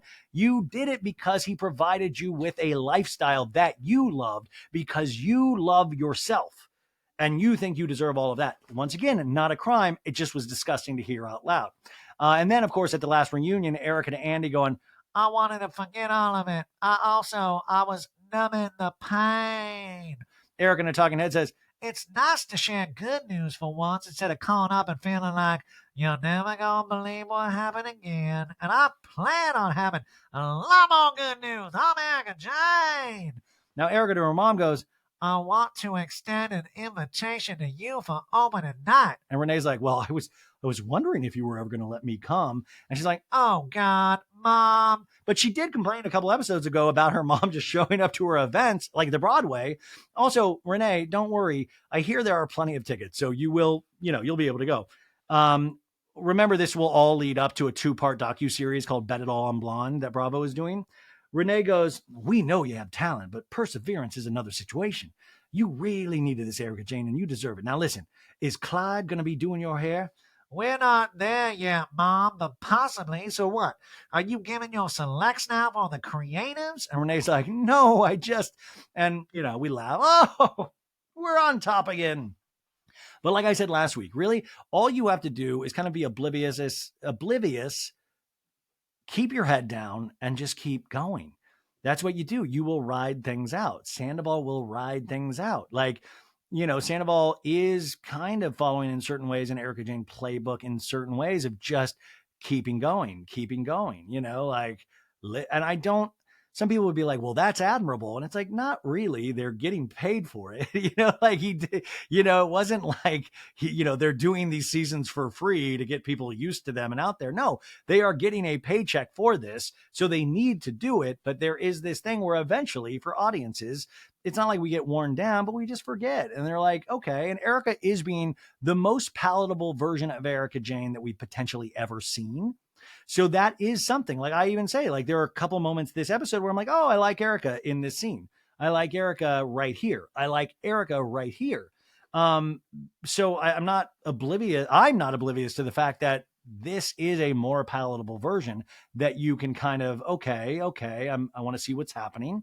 Now we go on to the music 1 hour before Sutton's big anniversary party. And the music is, yeah, big lights, big city. We never sleep. Big lights, big city. Got that energy. Big lights, big city. Electricity. And Sutton is arriving to her store. It's a dark and stormy night in Los Angeles. And Avi's inside. And he's like, do we have enough champagne, everybody? And the bartender's like, we have plenty. And Georgia, the the party person's like, hi, how are you? And Sutton's like, I'm doing good. I'm just doing a double check. And George is like, can I take your bag for you? No, I gotta put my shoes on. So no, I hold on to it because I don't want anything lost. And Avi to Sutton's like, don't touch. No touching. No touch, Sutton.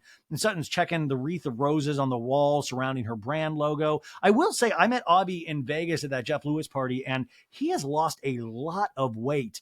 Then he looked great in it. Not that he looks bad here, but it was very noticeable seeing Avi on screen and then meeting him in person. But he looks great. Anyway, Sutton's like, well, I just want to move the flowers a little bit. And Avi's like, no, why? And Sutton pulls out one of the roses, and Sutton's like, well, because I want to see the circle. And Avi's like, I'm stressing out over this. Everyone in this store is fussing over details to get ready for the guests to arrive for the big night. And Sutton's like, well, I need to do a final. And Avi's like, okay, do a final, then we'll change in your shoes. And Sutton's like, well, I don't like the pearls with that. It looks too motherly. And Avi's like, did you bring a pair of earrings, Sutton? Can we change your shoes, please? Can we? And Sutton's like, stop, Avi. You gotta stop bossing me around. You really must, I say. And Avi's like, I am not. And Sutton's like, well, you're not my father. And I was like, damn, I need to explore this relationship a little more. That was like, you're not my father. And I was like, damn, because we've heard about Sutton's father. I just thought that was really, that's a little moment that is like kind of a throwaway moment. But I was like, ooh, like, let's zoom in on that a little bit. Now we're at Erica's pool house and she's getting glammed for the event. Her hairstylist, Clyde, that her mom loves, is creating her look. And Erica's like, are you putting a bow in my hair? I mean, I'm 51. I don't need a fucking bow. Which is great, but I'm like, Erica, we've seen you dress in ridiculous outfits last year, this year. Like, what are you talking about? You love a bow. And the stylist, Clyde, is like, it can be chic, like Karl Lagerfeld chic. And Erica's like, well, now you're talking. Karl Lagerfeld, Dorit's best friend. And we zoom over to Dorit, who's in the process of also getting ready. And Dorit's stylist, about her necklace choice, is like, do you think it's too much? And Dorit's like, it feels very much like what Karl Lagerfeld would do on the runway. Beep boop bobby boop boop boop. I'm not mad at it. I'm really not mad at it. And then, of course, Kyle is checking in with her bestie as she gets ready. And Kyle goes, FaceTime Morgan Wade. And I love that Kyle uses Siri. I don't use Siri, Sorry, my phone's actually blowing up every time I say Siri. But I like that Kyle used FaceTime Morgan Wade, Siri. And I love that Siri would be like, oh shit, girl, what is your relationship? I would love if Siri was all nosy, like, girl, you sure? It's getting crazy. I saw what you guys did on FaceTime. Morgan's like, hey, it's me, Morgan. And Kyle's like, hello. And Morgan's like, what are you doing? And she's got a little baseball cap and she's just kind of staring into the FaceTime as you do. And Kyle's like, I'm getting ready to go out. I'm going to go to an event that Sutton is having. Guess who my date is going to be tonight? And, Morgan's kind of like, who? But I also, if you perceive this to be a certain way, you almost think it's like these scenes is a little behind the scenes of like Kyle teasing Morgan of like, guess who my date's going to be? And, Morgan's like, I should be your date tonight, Kyle. And Morgan goes, I don't know. And Kyle's like, my sister, Kim. Like, I gotcha. You were scared, but it's my sister, Kim. And Morgan's like, I want to meet Kim. I know. What are you wearing? Can I see your nipples? And Kyle sits up straight and arranges her robe. And Kyle's like, I know you're making fun of this. This is not from my line, Kyle by Shahida. By the way, it's something else and it's very cute, so leave me alone. And Morgan's like, I'm not making fun of it, Kyle. I was just curious. And Kyle's like, it's a robe. What do you think it is? It's not my dress. I'm not wearing a dress. It's cold here. And it's raining. Also, though, it is kind of reminiscent of that scene of, Kyle, you're not going to eat the THC at your dinner because you're clean and sober. Is there like kind of this Svengali, like Kanye, Bianca Sensori relationship where Morgan potentially has to approve what Kyle wears? Like, yeah, give me a little spin, Kyle. I want you to spin. I want to see what you're wearing. I want way more Morgan Wade. I love it. Kyle and I talking there goes, my relationship with Morgan is very different than my relationship with my other friends because we're fucking. No, you guys. Come on, let me have fun. Because she constantly is teasing me. teasing that puss. No, no, no, no, no. Stop, stop. I know that when Morgan and I hang out, I'm going to be roasted on a spit with her tongue. Sorry, you guys.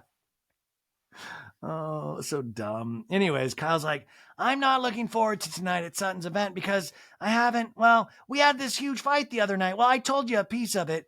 She and Garcelle kind of both thought that because I had this ring on that I had never had on before, that Mo gave it to me because he cheated on me. It was a makeup gift. We get a flashback to that weed dinner where Sutton's like, well, all of these things kind of add up, Kyle. And Kyle's like, I had a different ring that I bought myself. And Garcelle goes, I thought it was a makeup band. And in this scene, Morgan is like, no matter what you do, yeah, people are gonna, it's very interesting. And Kyle, showing her necklace, is like, so, I'm wearing this tonight. So who knows what rumor this would start? I don't know. Maybe he has a whole other family in another country. Maybe I do. Who knows? I don't know. Maybe I have a girlfriend. No, I mean, she's like kind of throwing these things out there. And this is what I'm talking about. The scene behind the scene is that they both fucking know what the deal is. I don't even mean between their relationship, but I mean, they know what Mo did. They know what Mo did. I feel like they're just walking a very dangerous fine line with what they're letting on the show and what they're not. This is where the music is wild, like Hillary Duff. It's like, I'm making it in the big city, rock and rolling all night. And we're back at Sutton's boutique, and guests are arriving. And Avi's like, do you want a taste of the caviar? And Sutton's like, not yet. You made me eat all that sushi earlier, Avi. Anna Maria arrives, Erica arrives, Sutton in her black cat profile dress is greeting everyone. And Sutton's like, well, we don't normally have a tent out here, but it's raining, you guys. And Anna Marie's like, but you have to do what you have to do. And Erica's like, hey, I'm Erica. Nice to meet you. Sorry, my hands are a little chilly. And this is with Dimitri, Sutton's photographer. Remember, she has photographer for her social media now. And Dimitri's like, that's okay. And Erica goes, but I have a warm heart. And then we all just sat and laughed. Like, my hands are chilly, but I have a warm heart. Yeah, no. Okay, sure. And then Erica's like, hey, what's your name? And the horse is like, hi, I'm Santos. I wish Santos was here. Don't you think Santos should have been, like, Lisa Vanderpump is always allowed to have that, like, pink Sir car that she, like, floats around, like, parades in. I feel like Santos should be able to live at Sutton Concept. Anyways, Anne-Marie, the new cast member, is like, Erica! Hi, how are you? I'm good. How are you feeling after dinner the other night? And Amber's like, I mean, good. I thought it was comedy. And as she says comedy, the camera goes to Avi, who's following a guy wearing sunglasses into the store, muttering, you can take your sunglasses off. You're not a celebrity. Dorit arrives and meanders her way into the party, and Dorit in a talking head goes, Sutton gave me a heads up. There's going to be around 80 people tonight. It really allows me to mentally prepare myself for the situation I'm going to be in. Beep, boop, boop, boop, boop, boop. Because remember, Dorit, of course, is dealing with her put stuff from her PTSD from all of the robberies. So this was a little, I feel like Dorit always gets stuck with not the short end of the stick, but sometimes, I do wonder, is Dorit ever going to have her own season? Do you know what I mean? Like, is it ever going to be the accusation sticks to Dorit in some way instead of being a side character? I feel like she has that in her, but it's like Kyle and then even Sutton kind of leapfrog, and now Sutton's a big part of this. But I feel like Dorit, and also Dorit, to me, an amazing supporting player. I don't think Dorit is ever in jeopardy of losing her job because she's such a character in the scenes that she is in. But I do wonder, and I want more Dorit. I just do. Anyways, Garcelle and Crystal arrive next. Hi, you look pretty, blah, blah, blah. Garcelle in a talking head goes, I am so proud of Sutton. 4 years is a big feat to have a store that's thriving, that's doing well. When I met her, she said to me, I haven't worked in 17 years, and I thought, I've got nothing in common with this bitch. And now I love her. Garcelle in the scene goes, it stopped raining. I was worried about you. Well, I think it's going to start up again. Well, I'm going to go in then. And then Crystal's like, how are you feeling? And Sutton's like, I feel good. And Crystal's like, have you spoken to her? No. Obviously in reference to Kyle. Now we go to Kyle's car, and Kyle is with Kim Richards, her sister. 2 episodes back to back with Kim motherfucking Richards. Kyle's like, are you excited to see everyone? And Kim's like, I haven't been to a lot of places, so I'm very open to when I walk in. I get a lot of energy. it goes through me and it can be overwhelming. And Kyle's like, I'm like that too, by the way. Kyle in the talking head says, I'm very happy that Kim is attending with me tonight. And I'm very happy that Sutton will be seeing, guess what? I didn't lose two sisters. So this is kind of a jab back at Sutton, which is such a weird jab because it's like, I'm going to use my sister to say, fuck you to Sutton. I hope she would have invited Kim regardless. We have a flashback to 5 days earlier at the weed dinner with that scene again where Sutton's like, you already lost two sisters, Kyle. You want to lose a third? I say. Goes, oh, really? Go fuck yourself. Kyle continues in the talking head. I have one with me right here. Thank you very much. A sister. Also, we get a little shot of the press line and we see Lauren Herbert from Access Hollywood, who was on the show last week, and Evan Reel from Page Six, the virtual reality podcast. They're always at these events, so it was great to see a little flash of them. The ladies are inside in a sofa seating area, and Anna Marie's like, how's your dating life, Garcelle? And Garcelle goes, it's okay. I'm getting back into it. Anna Marie's like, well, what are your things? What are you looking for? And Garcelle goes, well, I want someone who's like, my caliber. Kim and Kyle come in, and everyone is happy to see Kim. And Dorit's like, you're here. You're here. And Kyle's like, I was waiting on my sister. Kyle's like, I was waiting on my sister. Sutton in a talking head goes, Kyle's not stupid. She brought Kim to prove she and her sisters are close. At least one of them, I'll say. In this talking head, Sutton is wearing kind of this like light blue fuchsia thing. It's almost like a ballerina outfit. And she does these hand movements where she's like, her sisters are close. She does this kind of stir in the pot, close. I don't know. I just caught my eye. Kim comes up to Sutton and goes, I'm sorry, I didn't want to bother you. Well, hi, Kim. It's nice to see you. Sorry we're a little late. Oh, no, you're not. You're fine. You're fine. Congratulations on what? 4 years for your store? Well, you never been here. No, I've never been here, but I'm loving some of the stuff I see. I'm definitely looking around. How are you? I love it. Sutton was like, come on. You got to keep an eye on her. She might shoplift or something crazy.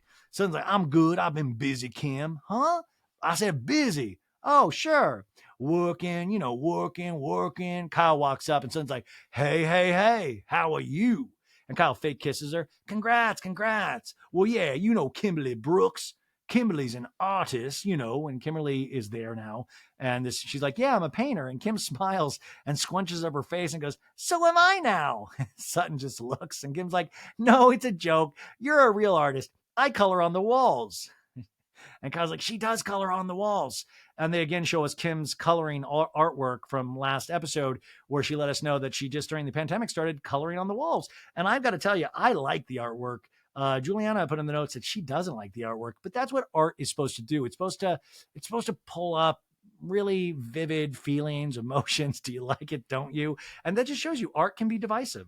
Kim goes, well, yeah, it's very therapeutic. I go around with markers and I decide what I want to do and when I want to do it.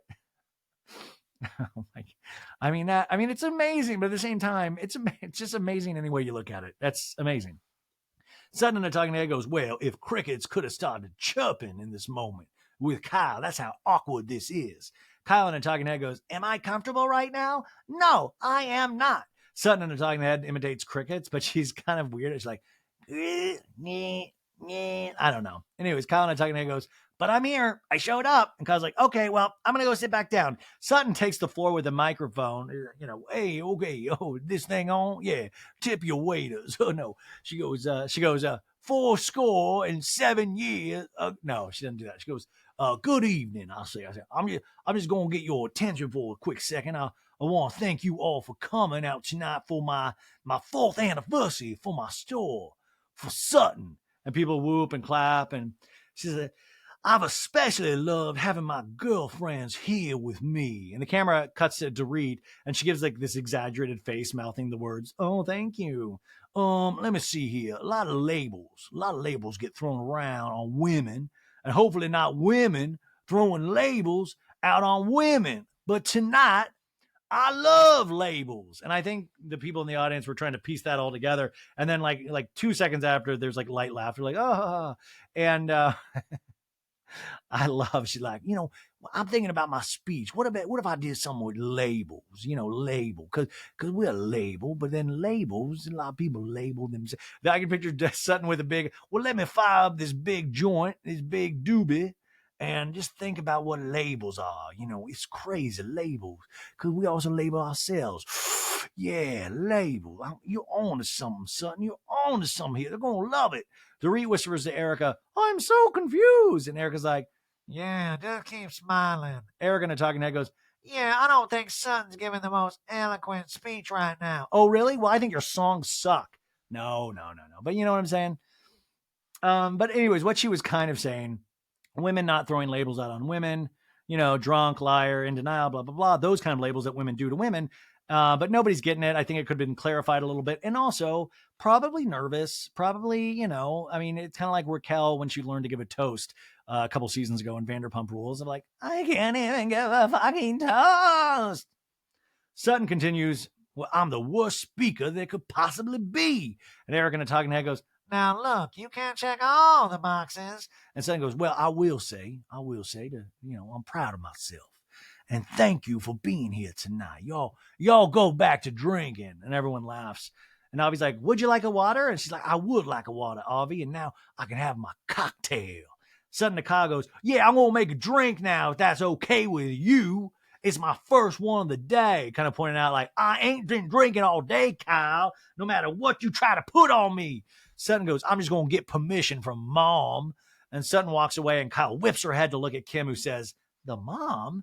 We're reminded that the rain is downpouring outside. There's tense music playing, thunder rumbling. And Kim's like, well, maybe she meant me because I'm a Nana. And Kyle's like, no, she's talking about me. And Kim's like, obviously, there's something more here. Well, I know exactly what it is, Kim. Meanwhile, Sutton's 2 feet away from Kyle, and Kyle doesn't want to be heard. Kyle to Sutton goes, hey, obviously you were upset by me saying that the other night at my house, but one night I didn't say you had a problem.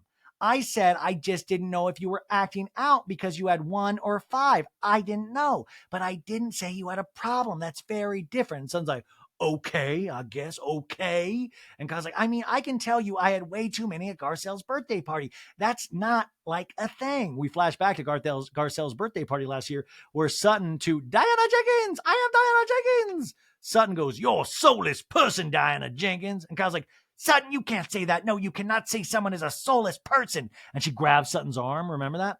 Sutton's like, Garcelle's birthday party. Like she doesn't remember. And Kyle's like, last year. We cut to Garcelle over the sofa seating area. She and Crystal are taking the entire tray of hors d'oeuvres from the server to keep for themselves with napkins. And Crystal's like, is that caviar? And Garcelle's like, oh, you can bring that too. So they're just munching away. Garcelle goes, well, how did you feel the other night at Kyle's dinner when Denise to Erica? And Erica's like, I thought it was weird. I was confused. We flash back to that weed dinner, and Denise is like, if you need to take a second, watch the show, and then come back and do this fucking great. And Erica goes, Wait, what's happening? Back in this scene, Garcelle goes, you were blowing my mind, Erica. Every time I think you're going to react a certain way, and you don't anymore. And Erica goes, I mean, look, I'm in a place where I've moved on in my life. I'm choosing to stay in the present moment. And that's another thing, too. When Denise was like talking to me, I was so high. But like I slept for like 17 hours. I will say, maybe therapy does help. Who knows? Like, this is what I'm saying. Like, these are the right things to be saying and right things to be saying. Also, I like that she admits she was just really high because those are those moments of like, what is happening? Anyways, I would love to have I don't think I would want to interview Erica, but I do wonder how she views marrying for protection right now rather than marrying for love in the future. Like what she views that as now, like how she's changed her thoughts about marriage and relationships since Tom Girardi. Anyways, back to Kyle. Kyle's in the scene with Sutton. Kyle's like, I was just talking about that specific moment at your house. And says like, well, maybe we should clarify that. And Kyle's like, you want to talk about clarifying things? What about the bomb you dropped at my house? The stuff about a piece of jewelry that Mo cheated on me and bought me that jewelry that he didn't buy for me? I buy jewelry all the time. Well, Kyle, I never said was it a makeup gift. Well, then who said it? Did Garcelle say it? Well, Garcelle asked you the question, not me. Garcelle was then repeating what you said to her. Well, we'll go ask Garcelle then. Well, it's easy. You know if you said it or not to her. And Son's like, well, that was just a symptom of what other people have been talking about, I'll say. And Kim's like, well, so people are saying something? I love now Kim just trying to get information. What do you know? What do you know? Tell me. Sutton in a talking head goes, well, what have people been saying about Kyle's marriage? Well, Mauricio's cheated on her. Mauricio has moved out. Kyle has moved out. Kyle doesn't love him anymore. And to be honest, I stay out of people's bedrooms unless they're single. I love this. Sounds like I'm getting dicked down every night. Yeah, I'm laying it down. Got my Magic Mike leather dick riding pants on. Yeah, but I want to stay out of people's bedroom. What happened in people closed doors is very personal. I don't, if you're into, candles and chains and whips and stuffs up the butt, I don't get into stuff like that. You know what I'm saying? But don't you get confused. Sutton is getting dick down. I got my gimp foot. And my small esophagus, but I'm getting dick down. Kyle now to Garcelle goes, okay, Sutton saying she never said the comment about the ring being a makeup gift, and you said that. And Garcelle goes, I did. I love Garcelle's always like, what are you gonna do about it? Well, yeah, what are you gonna do about it, girl? Anne-Marie now throws in, so what's your point? And Garcelle goes, that she got a new ring because somebody did something that they were covering up. Also, this isn't that like weird, outlandish thinking. This is kind of, Kyle goes, why wouldn't you guys guess that it's an anniversary gift or a birthday gift or I bought it myself like I did? And Son's like, well, I had thought Mauricio bought it for you. And Kyle's like, you haven't asked me about any other things. And she pulls out an expensive necklace. She's like, this you haven't seen. And she throws her wrist at them. And she's like, and this is new too. I love it. She's like, look how much money I'm spending. All my money. You didn't ask about that. And she shoves her finger in their faces with a ring. I bought that myself too. That's new. And she's wearing another different band on her wedding finger, which is formed with T's in an eternity setting. Now, I'm sure Teddy Mellencamp saw this and go, oh my God, Kyle got a ring celebrating me. That's amazing. But no. I do find this funny that Kyle potentially wore every piece of new jewelry that she owns just to make a point. She comes into this party looking like Mr. T. I pity the fool that think I don't buy all this jewelry myself. Garcelle in a talking head goes, one day she's got this ring on, the next day she's got that ring on. When we're already noticing a difference in the rings, why switch it up again? It's almost like she wants us to ask, why do you have a third ring? And then Kyle's like, there was never a story about being bought any jewelry. And Garcelle goes, but if there was a story, would you own up to it? I think that's what we need to get to. And Kyle's like, if it was a story, yeah. Okay. So I love that. It's like, once it hits the news, then I'll talk about it. But until then, no. Sutton, wait till they find out about Morgan, man. Sutton and I talking head goes, well, upon my investigation, seeing a new ring on Kyle's finger, we now find a Tiffany T. True ring. It's 18 karat gold, price range $1,350 to $3,300. Now, Garcelle in a talking head continues. She goes, the Tiffany T. True celebrates the idea of connection. Sutton goes back to her talking head, goes, the strength you find in love. And then Garcelle reads another thing, powerful passion. And then Sutton goes back to her and goes, and rooted in partnership. It doesn't say that it's a wedding band, though. Now, what we need, and I know this isn't me, but it's some other great creator out there, do we have a shot of Morgan Wade with the Tiffany True ring on? Does Morgan Wade have a matching Tiffany True ring? Because this is what they say, the strength you find in love, powerful passion, and rooted in partnership. It doesn't say that it's a wedding band, though. Could we be? I hate to put this out there, but it was the immediate thought that went through my head. I can't be the only one. Garcelle in the talking head goes, what does this mean? Is it for somebody else? Is that about Mo? And then she pauses and goes, Dorit now is very animated at the party, and she's like, she had said, I don't know if she had a drink, if it was drinking or she was mixing the drinking and the pills. And Kyle's like, no, I did say I didn't know if she had taken something for the pain in her foot. And Son's like, the medicine is fine, even if you have a drink. It's not that kind of medicine. So they're talking about Kyle's Sutton's gimpy foot medicine, the gabapentin. And Dree's like, Sutton had talked about your marriage behind your back, and then that information came to you by the way of somebody else. And Sutton's like, well, funny you should ask, Dorito, because you like to talk about me behind my back, and I'm really disappointed in you, Dorit. And Dorit's like, okay, well, let me hear it. Well, you've been gossiping about me behind my back. With who? Well, everybody, apparently. That I have a drinking problem, which is totally untrue. From me? And Sutton's like, well, Crystal told me. And Dorit's like, I need to get this right. Crystal is saying that I'm telling everybody in the group that you have a drinking problem?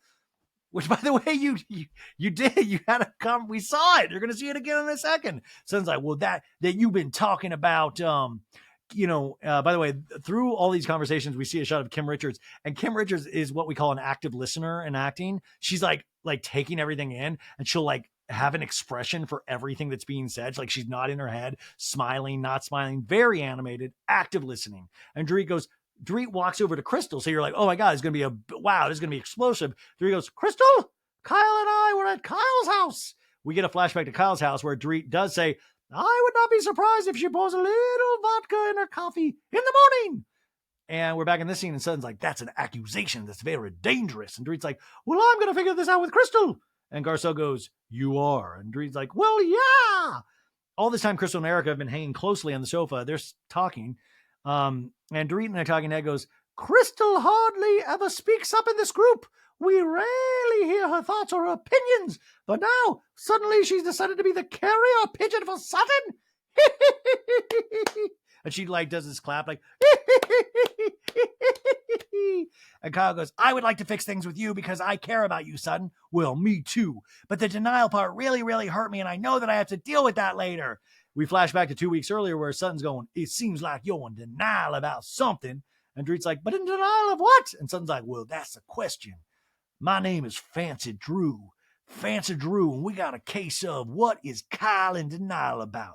It's the case of Kyle's denial. And me, Sutton Strack, a.k.a. Fancy Drew, I'm going to get to the bottom of it. Also, I do want to point out Megan King Edmonds, another great Housewives detective, she's at this party. They flash back to Megan King Edmonds, and like she's just in the background. They don't even show, like, just in the background, just walking around, as you do.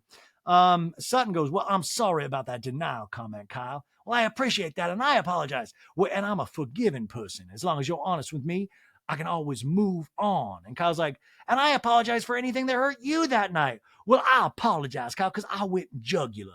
I love that she said I didn't go for the jugular. She's like, I went jugular. I went jugular. I did a of the jug. I went jugular. Sometimes I'll ride Santos, and I'll be like, I'm riding you jugular right now. Kyle goes, I appreciate that. And I hope you heard my apology. I love that Kyle's like, you were talking too much and you might have missed my apology. Son's like, 100%. I was meaner than I thought I could be. Sutton in the talking head goes, Kyle and I have apologized, but do I move forward and run in lavender fields? What? Is that a saying? We just gotta move on forward and run through lavender fields. Yeah, let's all chalk it up to just crazy hullabaloo and just run in lavender fields. Sometimes I'll take Santos out in my lavender field, and we'll just go running around, apologizing to each other and moving forward in lavender fields. That sounds like a Beatles song. We're in lavender fields, lavender fields. Anyways, we're going to have to lick wounds and start a kind of a friendship anew. We said some really terrible things to each other. I say, it's going to take me a while to get over that. Now, Dorit's now over at the sofa, seating, and Crystal goes, so she's like, Crystal, why are you going around telling Sutton that I'm talking? And Crystal goes, by going around, do you mean telling Sutton? Dorit goes, well, yeah, why are you telling Sutton that I'm going around to everybody? And Crystal goes, I'm not saying you're going around. I said you said it to me. And Erica's like, what's going on? And Crystal goes, did I tell you that she said that Sutton's drinking? And Dorit goes, I said, or Kyle had said that she... And Crystal goes, you both did. I would love if Crystal just turned to the camera like Jim Halpert in The Office and be like, let's run the tape. Anyways, Dorit's like, you said you and Kyle. And Crystal's like, yes. And Crystal in a talking head goes, you hear about it, you fear it, you wish it never happened to you. But today, I am on the other end of a jury interrogation. So now we're like debating you and Kyle and you. But anyways, Dorit now, this could have been a great scene. And instead, Dorit, like Crystal was like, yeah, it's all of it. Yes. But now Dorit is like just doing her Dorit thing where she's monologuing. It's, the vagina monologue where she's like, she's not hiding the fact that she likes to drink. So I said, she's a drinker. Like, that's not a heavy drinker. And Sutton's always been a drinker. I didn't say she likes to drink. She says, I'm a Southern woman. We have a drink, blah, blah, blah. Like, it's just like all like kind of cut together, all of this thing. So it's just keeps on going. But I like that she's like, I never said a heavy drinker. I could have meant water. She likes liquids. Liquids is what I meant. We're all made up of 80% water, I hear. Yes. Imagine all the scenes with Dorit on the cutting room floor. Wouldn't that just be amazing of everything that we haven't seen that they've cut out? That is something I would love to get my hands on one day, a special episode, if you will. Okay, so Dorit is going on and on and on, and finally Crystal, like a zombie, just goes, "I'm bored," and Crystal just and Garcelle cracks up. Everybody laughs. Yeah. All right. I'll be here all night, folks. That was a great one from Crystal. Sutton makes her way over to the sofa seating area with her cocktail, her first cocktail, and Sutton's like, "Okay, I can't wait to sit." And Crystal's like, "I want to be very clear about this in front of Dorit. Dorit said that I told you that it was only Dorit talking about your drinking, and I said it was Dorit and Kyle." And Sutton's like, "Well, okay, then I misunderstood." And Crystal goes, "I said that you were talking about the 1 drink, the 5 drink, the drinking and pills mixture, and I said Dorit was agreeing with Kyle." Now, Anne Marie, the new shit stirrer right here, she's like, Sutton, you have neuropathy. And Sutton's like, "Yeah." And Anne Marie's like, "So you probably take gabapentin." And Sutton's like, "Yeah." And Amory's like, "So I just heard you say something like you can have gabapentin and drink." We flash back to 20 minutes earlier, and Sutton's like, "Well, the medicine is fine, even if you do have a drink. You know, it's not that kind of medicine." And Sutton in this scene goes, "Yeah." And Amory's like, "But you can't." "Well, my doctor said yes, but you can't." "But my doctor said I can." And you see Sutton's face that she's really trying to be polite right now. And Amory's like, "I mean, you can do whatever you want, but they're technically not supposed to be had together." And Sutton's like, "Well, I take it at night when I go to bed." And Eric's like, Well, I take a lot of shit I shouldn't drink on, and I do it anyway. which I think is another, thank you, another hysterical line. But I like that Erica is admitting, like, listen, we've all been there. We've all done this. And Anne-Marie is doing this too much too soon of, do you really think this is time for Dr. Wiley to make a house call? And Garcelle goes, "Yeah, Erica, we saw that. We lived it." Yeah. And then Kyle, who's baited this whole conversation, pulls out her mirror and she's like mumbling. And Kyle's like, "Well, this requires some lipstick. I already have my own fucking problems." Now, Anne Marie, back to Kyle, goes, "I mean, she's harping on you when she's saying something that doesn't make sense." Now, Kyle continues to hide behind her mirror going, "Yeah." And then Kyle reminds Anne Marie, "The esophagus thing." And then Kyle to Sutton goes, "Back when you were talking about the food thing, you said you had an esophagus problem." And Sutton is like, "Yeah, I have a narrowing in my esophagus. I don't take any medicine for that." Amory in a talking head says, after hearing about Sutton's small esophagus, we flash back to 5 days earlier at the weed dinner where Sutton's like, "You're going to tell everybody I don't eat, Kyle?" And Kyle's like, "But you don't." And Sutton's like, "And you know that I have an esophagus. You know, I have a small esophagus." And Kyle's like, "I know, you told me that." I do love that Sutton's passing around that she has a small esophagus in Beverly Hills. In the elite of Beverly Hills, everybody's like, "Have you heard about Sutton's small esophagus?" We get a flashback to 4 days earlier at Anne Marie's, where Anne Marie's like, talking to Kyle, and Anne Marie's like an esophageal sphincter issue or something, like, "I don't know." And Kyle's like, "I don't know. I'm not a doctor." And Anne Marie's like, "Does it hurt when she eats? Does she get like acid reflux when she eats? Like, I'm going to have to ask her this." Anne Marie in a talking head goes, "As a nurse anesthesiologist, I'm like, what she's saying, as stated, just doesn't make sense, period." Now, Anne-Marie to Sutton goes, "This is so far out of left field, but as far as I understand, and like I only do anesthesia, I don't know anything, but narrow esophagus, that's a symptom of something. That's not a medical diagnosis." And Sutton just stares at her, just like, "You know what?" And Anne-Marie's like, "If you have like a stricture in your esophagus, all you can do is chew your food. All you do is chew your food more. If you really have a problem, you go get treatment for that." And by the way, Anne-Marie, like truly, this is funny to joke about, but how fucking boring did you fucking try to pull this out of your hat? And it is boring as hell. We really now are talking about esophaguses? Like, this is where we're going. Like, come on. We have fucking drink, Kyle, everything. You're talking about esophaguses? Kyle's hiding behind Amory's huge shoulder. And Amory continues, "You don't eat food. Then your reason for not eating food is because you like have a narrow esophagus," which like, and Son's like, "Well, hang on. I do eat food." And Amory's like very defensive. She's like, "I didn't say you didn't." And Son's like, "Well, you're not my doctor. What?" And Amory raising her voice, "I get it, but you're saying things that don't make sense." "Well, don't yell at me." "I'm sorry, I didn't mean to yell, but I'm just like, that was kind of, well, don't yell at me then." I feel like at this point, this is when Avi should have just like tackled her. Sutton's like, well, yeah, don't yell at me. And Kyle's staring down at the floor with a triumphant look on her face. Her plan has triumphed. And Amory goes, I didn't mean to yell at you. And Dorit's like, she's not yelling at you. Oh, Dorit. Sutton's like, well, why am I having a doctor's appointment right now then? Now, Kim to Kyle goes, I think Sutton needs a little work here, and I brought my markers. I would love if Kim had snuck off to the bathroom and drew on the walls. Amazing. It reminds me of the Brandy Glanville episode where they came out and they're like, slut, pig, bitch. And Sutton's like, I'm like, do you need to see my health insurance card, Anne-Marie?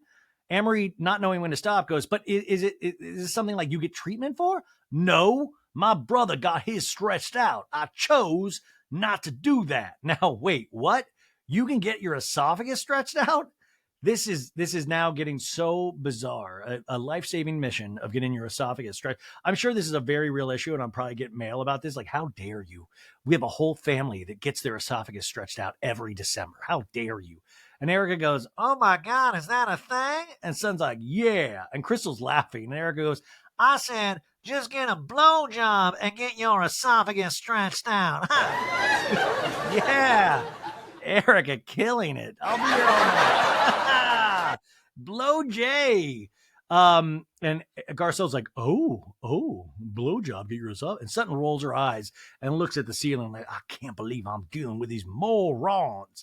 Eric and a talking head goes, I've solved the mystery. She has a small esophagus. Clearly, she's not deep-throated. Therefore, there is no date 2. It's not the cat sweater.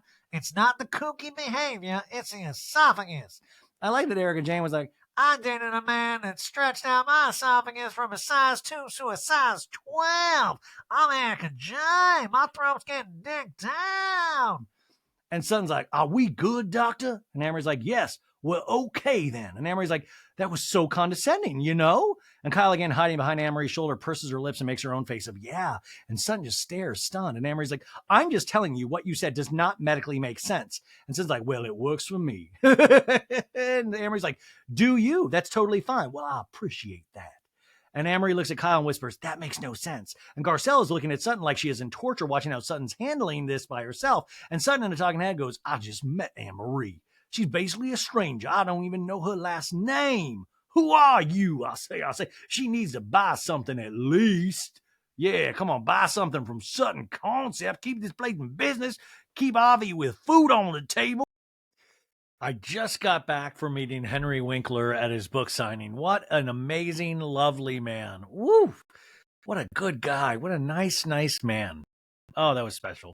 Okay, but we're at the very end. I didn't get to finish this in time, so I got to finish this. But I do think about a couple things while I was at the Henry Winkler thing.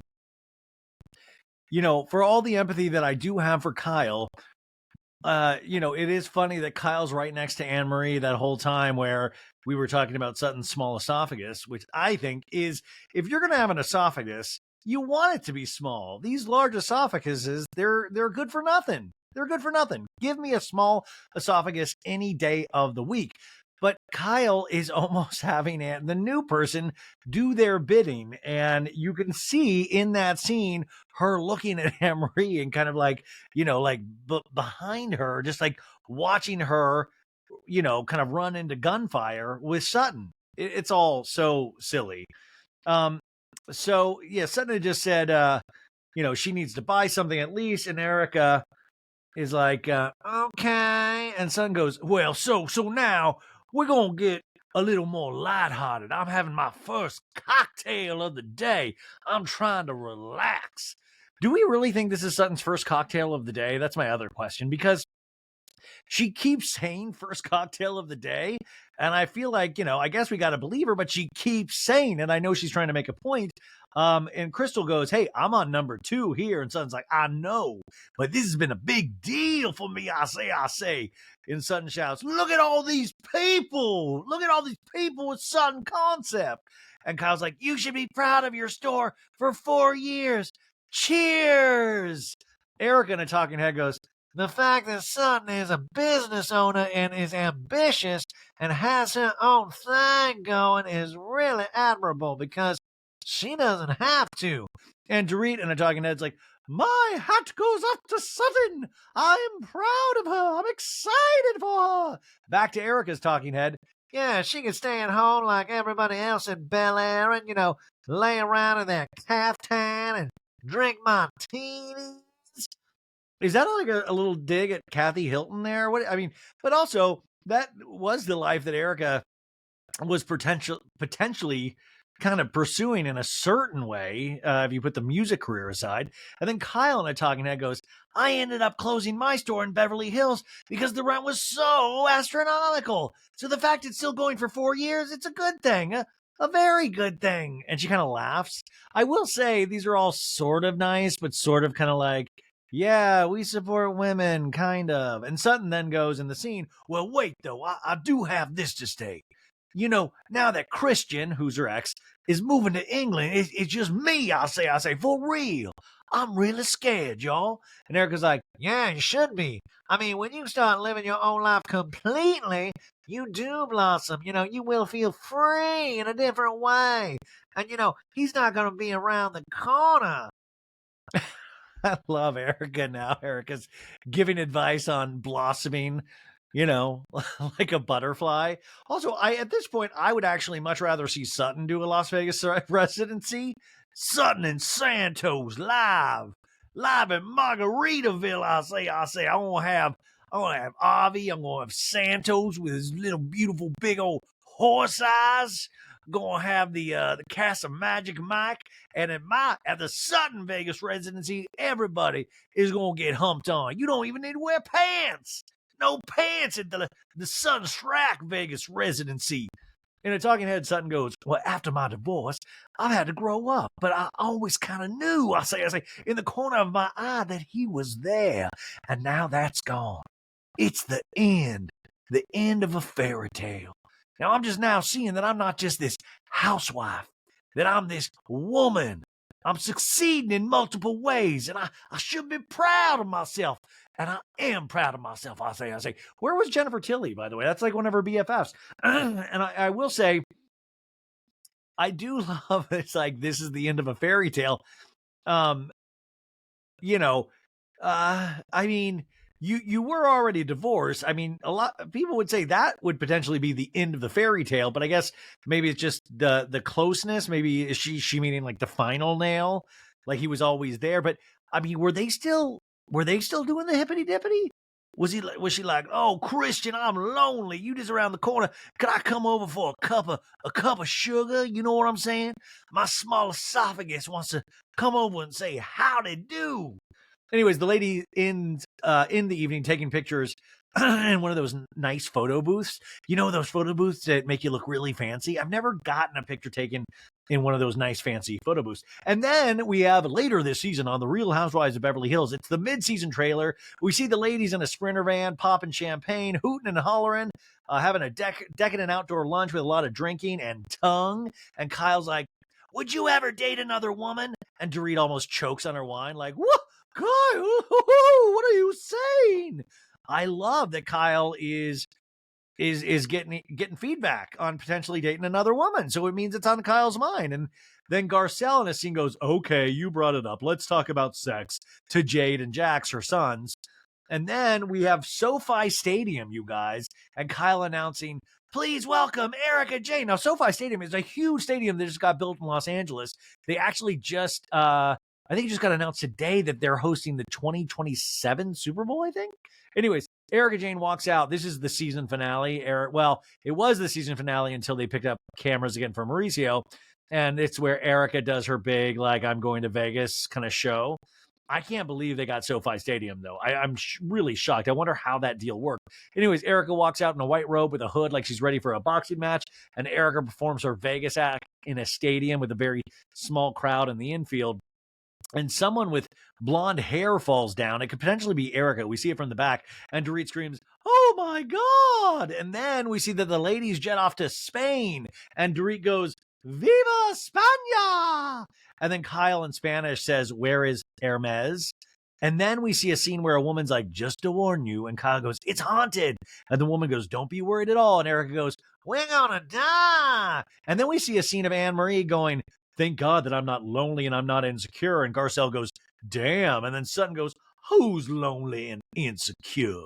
And then we see a scene of Kim talking to Kyle, and Kim goes, Mom never wanted this kind of stuff. And Kyle crying goes, I'm scared to let her back in, which obviously means Kathy. And that's why I think we're getting a Kathy scene at some point.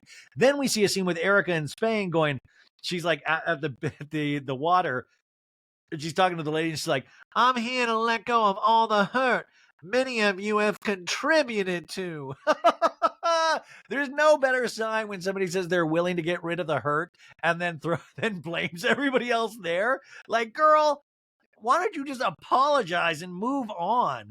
Like, I feel like I'm willing to let go of the hurt that all you victims caused me. Then we see with Kyle to Mauricio, and Kyle goes, I want to feel happy and fulfilled. And Kyle in a talking head finally says, I don't know if Mo and I are going to make it. And then we see Morgan Wade doing a show and announces to the audience, I'm so grateful to have someone like Kyle in my life. And we see Dorit in the audience and Freddie Mellencamp. And everyone turns to look at Kyle, who looks like she's beaming. And then we see a scene with Sutton, and Sutton goes, why did you bring it up, Dorit? And Dorit's like, because Garcelle said. And Sutton goes, answer my question. And Dorit goes, stop asking the same question. And then Sutton's like, then answer it. And then we see a scene with Crystal going, she told me she was a doctor. And Garcelle goes, she's not a nurse? And they're talking about Anna Maria. And then she goes, Crystal, quit being so extra. And Crystal goes, you're such a bitch. And then Crystal, we see a scene in a car with the ladies going, I need to get out of the car. And Erica goes, what if she's having a cardiac arrest? And then an ambulance arrives, and we see urgencies in like a foreign country hospital. So I guess this is in Spain. And Crystal lying in a hospital bed hooked up to a heart monitor machine. Beep, beep, beep. And that is the mid-season trailer. It was good. I feel like we are missing like one or two scenes. Like, we need the fucking jugular scene of Kyle kissing Morgan Wade. Like, we need, you know what I'm saying? We need that little, and I don't think we're going to get that, but man, that would have been a capper. So that's it. Also, I actually was texting with Crystal today, and I congratulated her on being now in the pantheon of Bravo celebrities that get taken to the hospital during an episode. I was like, Crystal Gunvalson all of a sudden. So I do think Crystal will be coming on So Bad It's Good in the new year, which will be great. I can't wait to ask her. But I'm going to ask her if she's seen Sutton's dainty esophagus. You guys, we made it to the end of another week. Oh my God, this was a tough one. But thank you for being here with me. Thank you to all my OGs, the people that listen every day, the people that listen when they don't even know the guest and they find something interesting with it. That all means so much to me. Thank you for all of your support, especially as we get further and further into the holiday season, because I know you are so pressed for time, and I hope I do get to add a little bit something extra to your life that is somewhat positive in some way. But I am thinking about you this weekend. I hope you guys have the best weekend ever.